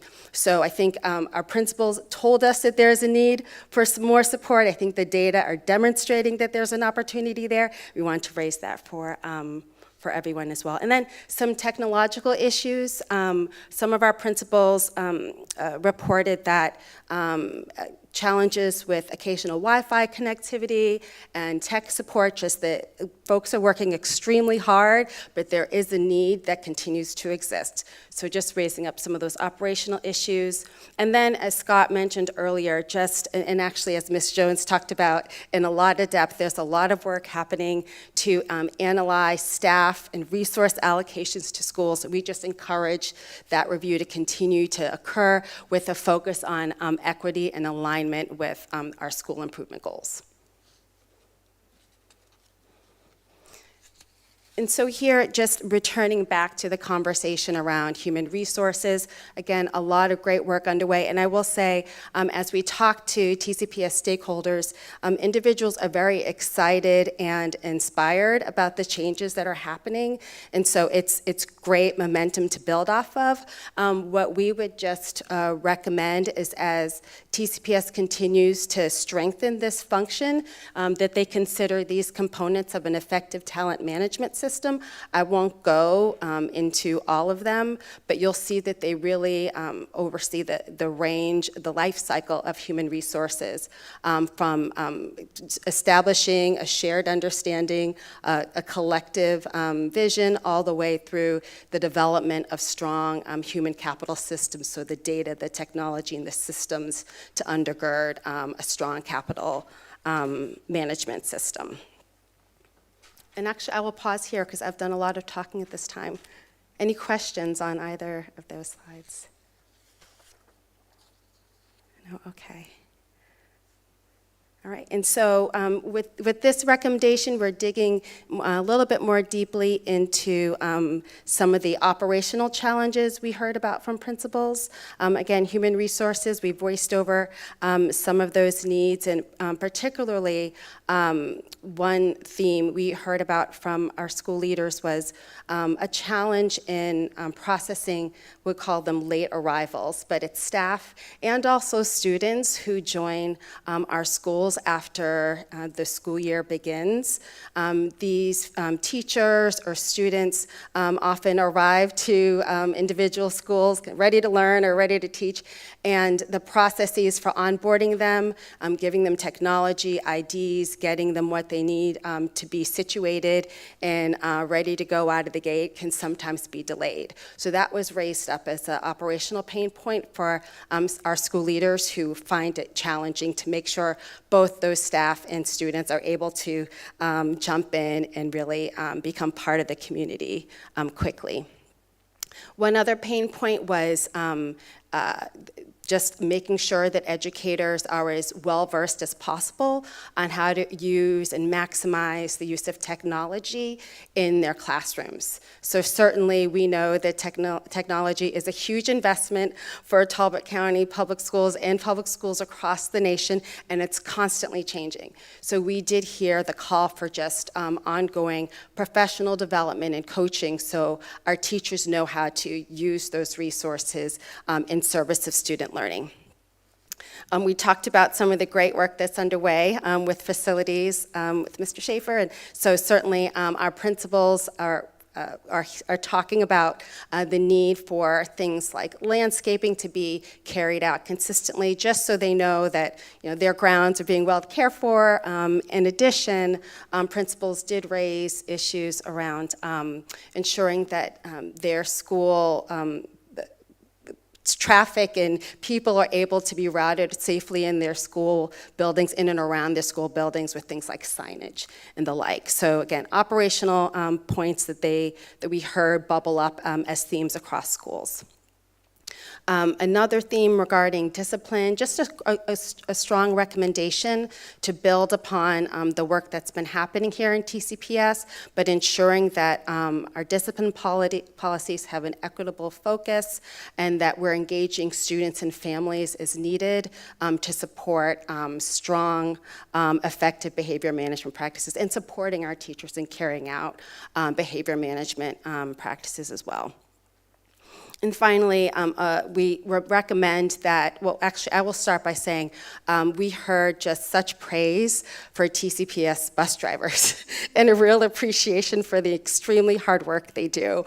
And also a desire for stronger partnership with the transportation office and schools around addressing misbehavior and making sure when misbehavior does happen on buses that it's addressed promptly and with the appropriate videos and information being shared so students can be supported and parents can be engaged appropriately.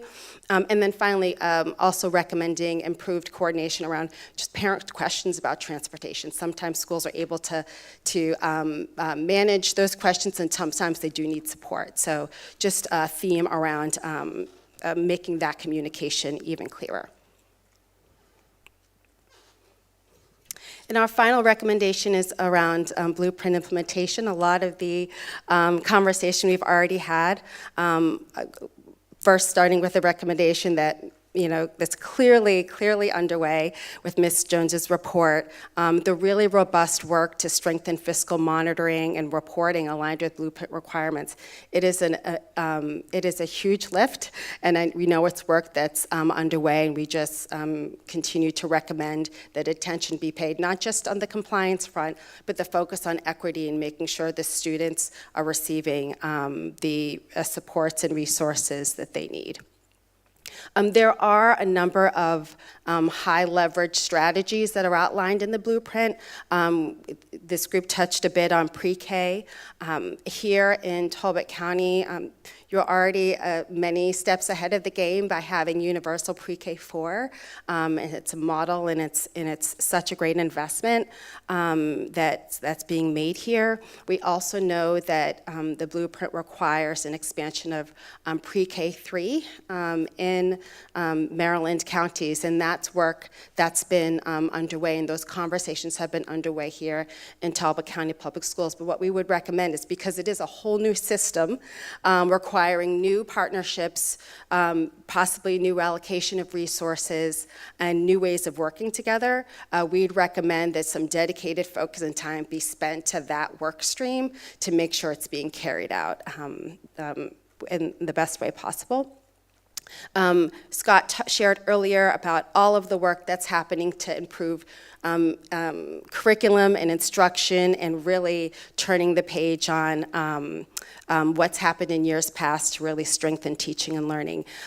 We'd recommend that TCPS implement really robust feedback loops, so we know that all of the work that's being carried out in our schools are hitting the mark, right? That our teachers are feeling supported by the professional development they're receiving, that the resources are meeting students' needs, and these feedback loops can take a lot of forms. They can be surveys, they can be focus groups. There's no one size fits all, but we want to make sure that all of the investments that TCPS is putting forward are that we're learning from them and having that continuous improvement approach to all that we're doing.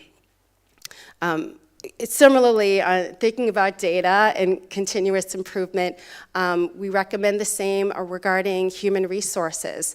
As new staff are hired and the new organizational structure continues to be implemented, we strongly recommend that TCPS take the time to track a number of really key metrics that demonstrate the health of a school district's human resources pipeline in operation. So we just have a few examples here. This is not an exhaustive list, but basically ensuring that the pipeline to TCPS's open positions and the health of the system are closely monitored and tracked, so we can, again, understand our progress and make pivots if needed.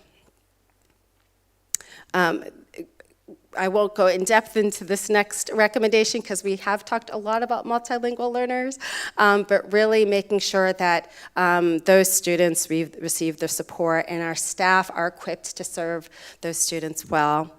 And finally, this is really a broad recommendation. There's so much work happening in TCPS around Blueprint. Y'all have just gone through so much work to get an approved plan from the AIB and so many milestones along the way. And so what we'd recommend is to just further strengthen that work to develop clear implementation plans around some of those priority strategies, owners, accountable partners, external leads, internal leads, all of the things, just to make sure those pieces come together in a manner that's able to really help you achieve your goals and get the work accomplished, as I know everybody here is working incredibly hard to do. So with that, that closes our recommendations, and I'll turn it back to Scott.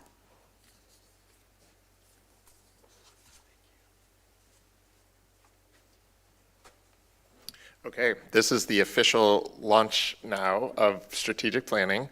So before we get in, and we're not too much longer, I do apologize, but this was a lot to go through. Any questions at all about anything? Okay. And again, lots more information there, and I'm sorry if you didn't have enough time ahead of time, but we're here, and if we can answer any other questions going forward, happy to do that. So tomorrow we meet with the Strategic Planning Working Group, which we think could be anywhere between 25 and up to 50 people, depending on 30, okay. And so we wanted to go through kind of the template that we're using for the strategic plan itself. And then you can see we have responsibility for developing that part of the plan and then responsibility for monitoring the plan. And that we don't want you all to forget because it's a really critical role, especially for the board. So the plan will be framed by vision, mission, and core principles. And in a moment, I'm going to share the most recent draft that you all helped, or the previous board helped us to develop, and others have contributed to as well. Then there's the theory of action. And the theory of action is sort of what I was talking about around the defining of some non-negotiables or the core strategies, 3 to 5 strategies that we want to work on together as a school system. And in some ways that's defined by those 5 priority areas, which I'll go through again in a moment. But there's some other nuances to it, which I won't go into detail right now just because of time.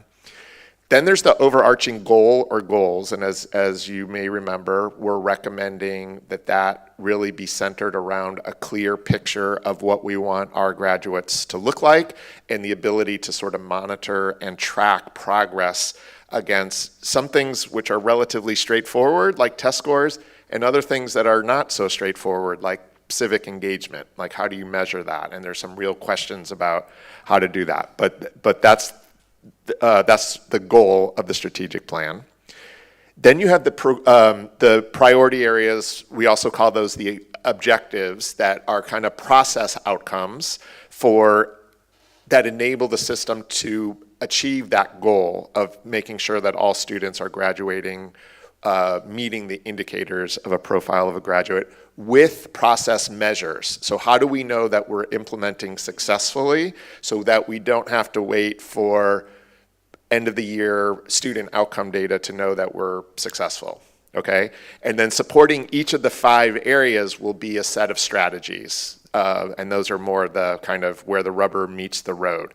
So as you can see, the board role is really focused at the vision, mission, core principles from a development standpoint. We'll get to that in one moment. But then a much more role kind of at the goal and sort of theory of action level in an ongoing sort of monitoring way. Any questions about the template so far? Okay, great. Uh-oh. Did I do that?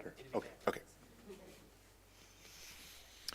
We're going to talk about the draft vision, mission, thank you, draft vision and mission statements. So as you can see here at the bottom, this was based on the retreat that the previous board I helped facilitate and met with you all on August 1st. That feels like a long time ago.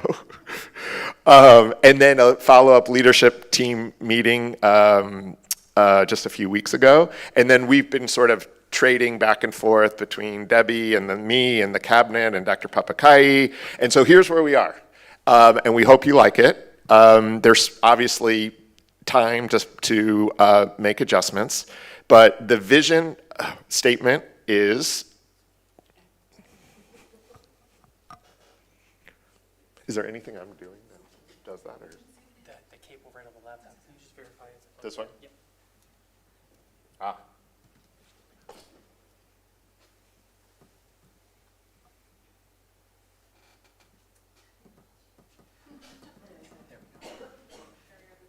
Okay, great, great. Great, thank you. So the vision statement as it currently stands is TCPS provides a supportive and engaging learning environment by honoring diversity and ensuring that every student is valued, celebrated, and empowered to achieve their full potential. So in an ideal world, we will come out of tonight with more or less agreement that we like this, because then we can present it to the working group tomorrow. Sorry, this has all been like a work literally up until today. But I also don't want to put you on the spot. So let me first just ask, is there any first reactions from the board about the vision statement as it currently reads? We tried to reflect, again, the previous board, sort of what you liked and didn't like about some of the statements we shared. We brainstormed a bunch of words that you liked. We really tried to incorporate as much of that as possible. The previous board really liked empowered as a theme. Happy that's in there, and achievement. And you'll see it's also in the mission I like statement. it. So that jumps out at me as something that we Good, talked about thank a lot. you, thanks. Any other thoughts? Okay, let's do the mission statement. And I know we're putting you very much on the spot, and this has been a long presentation. So the mission statement as it currently stands is: in partnership with families and the community, TCPS provides innovative experiential learning that empowers every student to succeed in college, career, and life. A couple things that I'll say about this so again, I also really like the word empowering and the idea of partnerships with families and communities.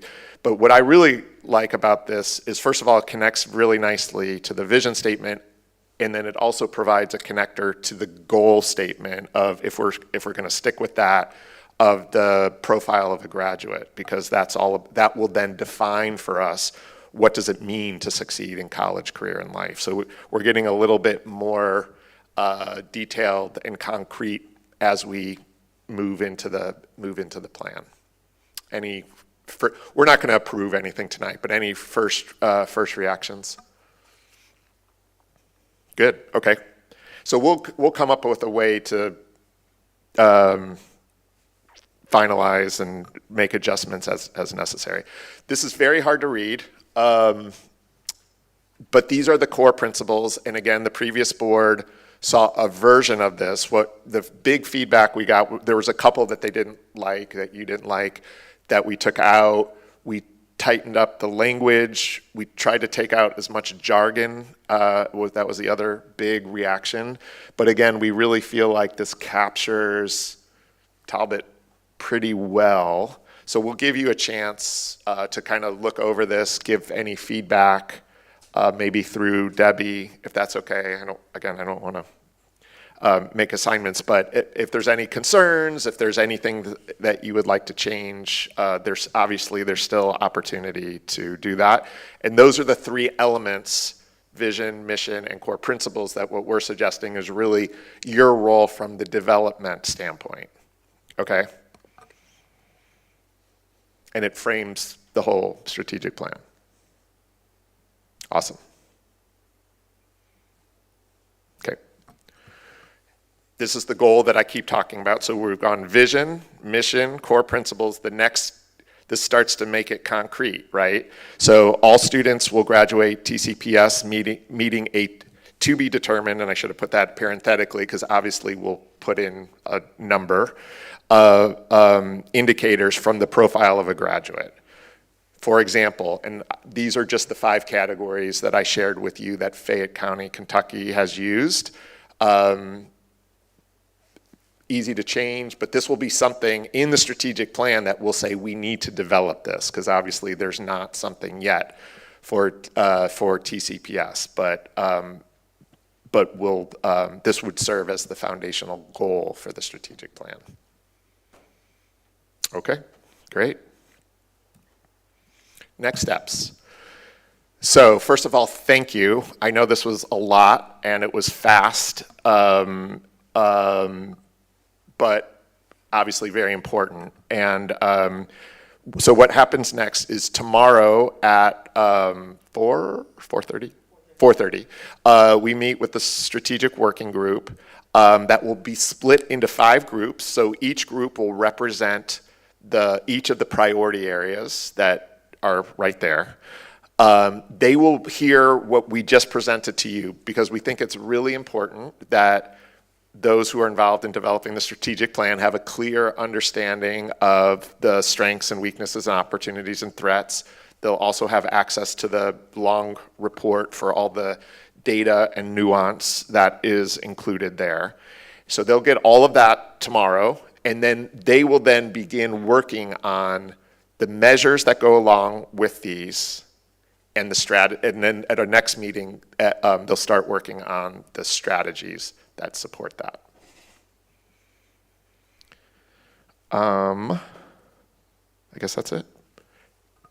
So Scott, I just have a clarification just to make sure. Yeah. So we have vision, mission, our principles, which I believe are the 4 principles, right? Yep.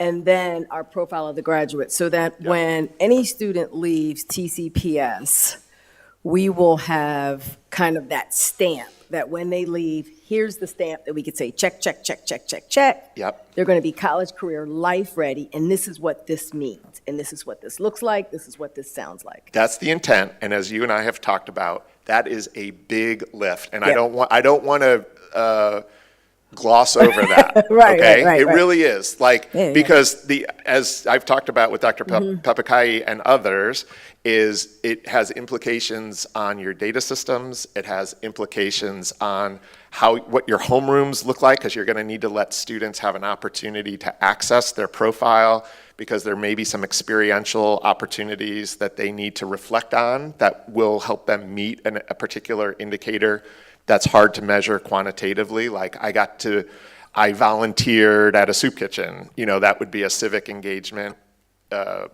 It might meet a civic engagement opportunity.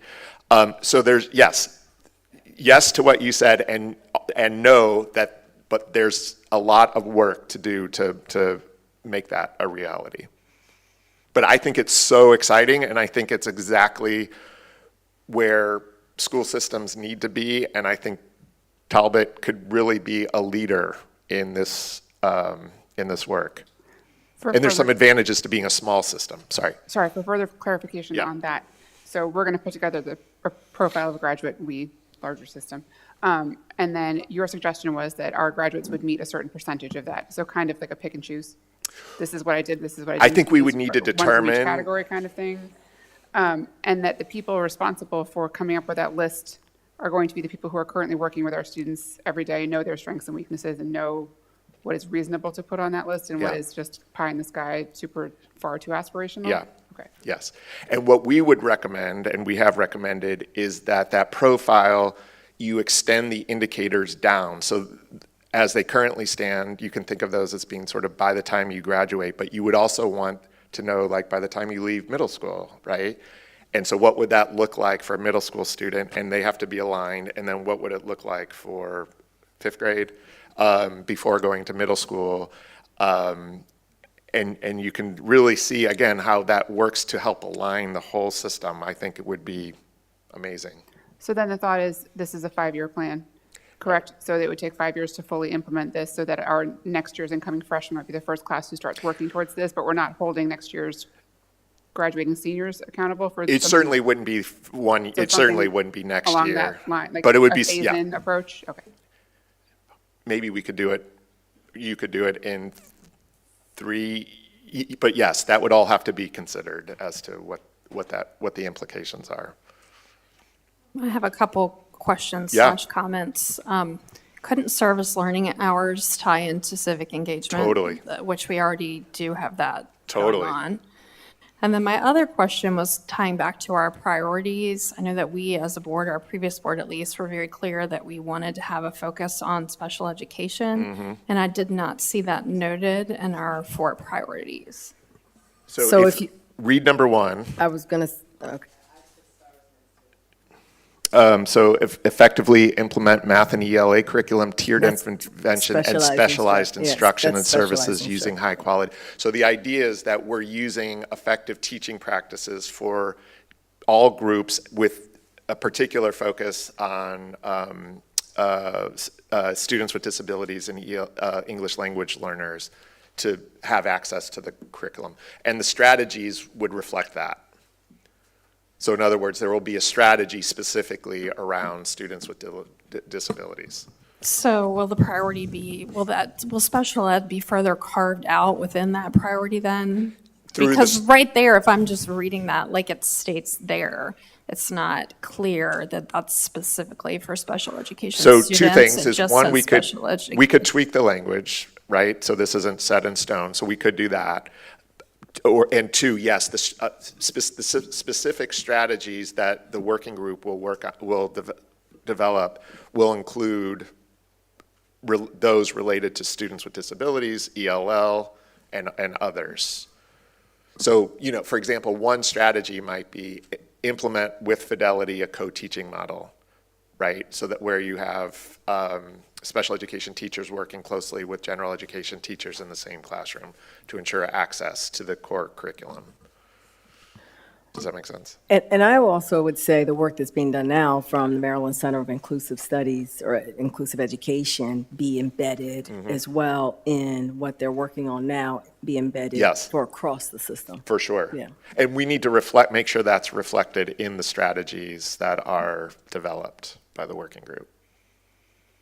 I echo Ms. Dodson's sentiment. I would like to see it more Okay. clearly spelled out, but I also think that if the sort of the subheadings under 1, if it is underneath that clearly spelled out, I would feel comfortable with that. I think that, as you pointed out, we struggle, low test scores, and we have new curriculum, and so like we need to see what we have done effectively implemented, and so I think that is an overarching goal, but definitely bullet points spelled out specifically. Absolutely. I want to see it, very clearly in black and white. Yeah, I hear you. How does health and wellness, and particularly mental health, factor in? So I think it would fall under priority number 3. Ensure that all students, families, and staff feel welcome, included, and engaged. And again, that's something we can tweak if you feel like that's not strong enough on this like sort of social emotional mental health front. But that's where it's intended to fall under. It's hard to engage students who are not well, right? And so again, strategies and measures would add the details to that, and that would certainly be a core set of core strategies. So I think the same request would be if you Oh, could there you bullet go. point that But out make it for more number clear. 3. Yeah, okay, sure, I captured that. yeah. Tie it back to making special education more clear. There's such a wide range of students. I mean, you have a student that's gifted and talented in math, but needs interventions with reading. I Right. mean, it's very wide-ranging students that need special ed services. Right. So I guess I would say a couple things. One is that, yes, we need to capture some of those fine-tuned things, both in the strategies and frankly, to that level, I would argue even maybe the next step would be like action plans that are aligned to the strategic plan and school improvement plans that are aligned, right? Because too is remember that strategic planning document is also a communication device, right? So we want to have something that both captures the meat, but also does it in a way that's general enough so that people, you know, kind of the elevator pitch that folks have like, okay, I get the direction that you're headed in. And then I think some of the things you're talking about are going to be more in the strategies and then maybe even in the action plans that come next after the strategic plan. But finding that balance between that specificity to be, yes, we're on this, but also to keep it at a level high enough, because this is really intended for a wide audience as well. Yeah, So and finding that balance. I'm sorry. I do appreciate that it is generalized and very open Yeah. because it allows a lot of different niches to go under those, if Yeah. you will, for lack of better words. That's right. However, we do want to make sure that as your work group is getting together to develop this and refine it Yeah. into the bulleted points, that those things that we're talking about tonight are not forgotten and kind of Completely hidden agree. under it. And I hear you. Thank you. And by the way, I don't know that I mentioned this in next steps, but you all have the final approval on the plan, right? So this will be a vote by the board to approve what the working group develops. So it's not like you're passing off responsibility for the plan. So yes, I do hear you. One of the things I heard you say that I think relates to this discussion of special ed is using the UDL principles. Yeah. And I really did also like your idea of focusing on one or two at a time. Yes. I think that's. Yes. And again, that would come out in the strategies, right? So under number 1, for example, a strategy might read, develop an instructional framework that incorporates the UDL principles and, implement over time or something like that, so that it's clear that we're not throwing it at you and make it all happen tomorrow, which we often ask teachers to do. Not here, but generally.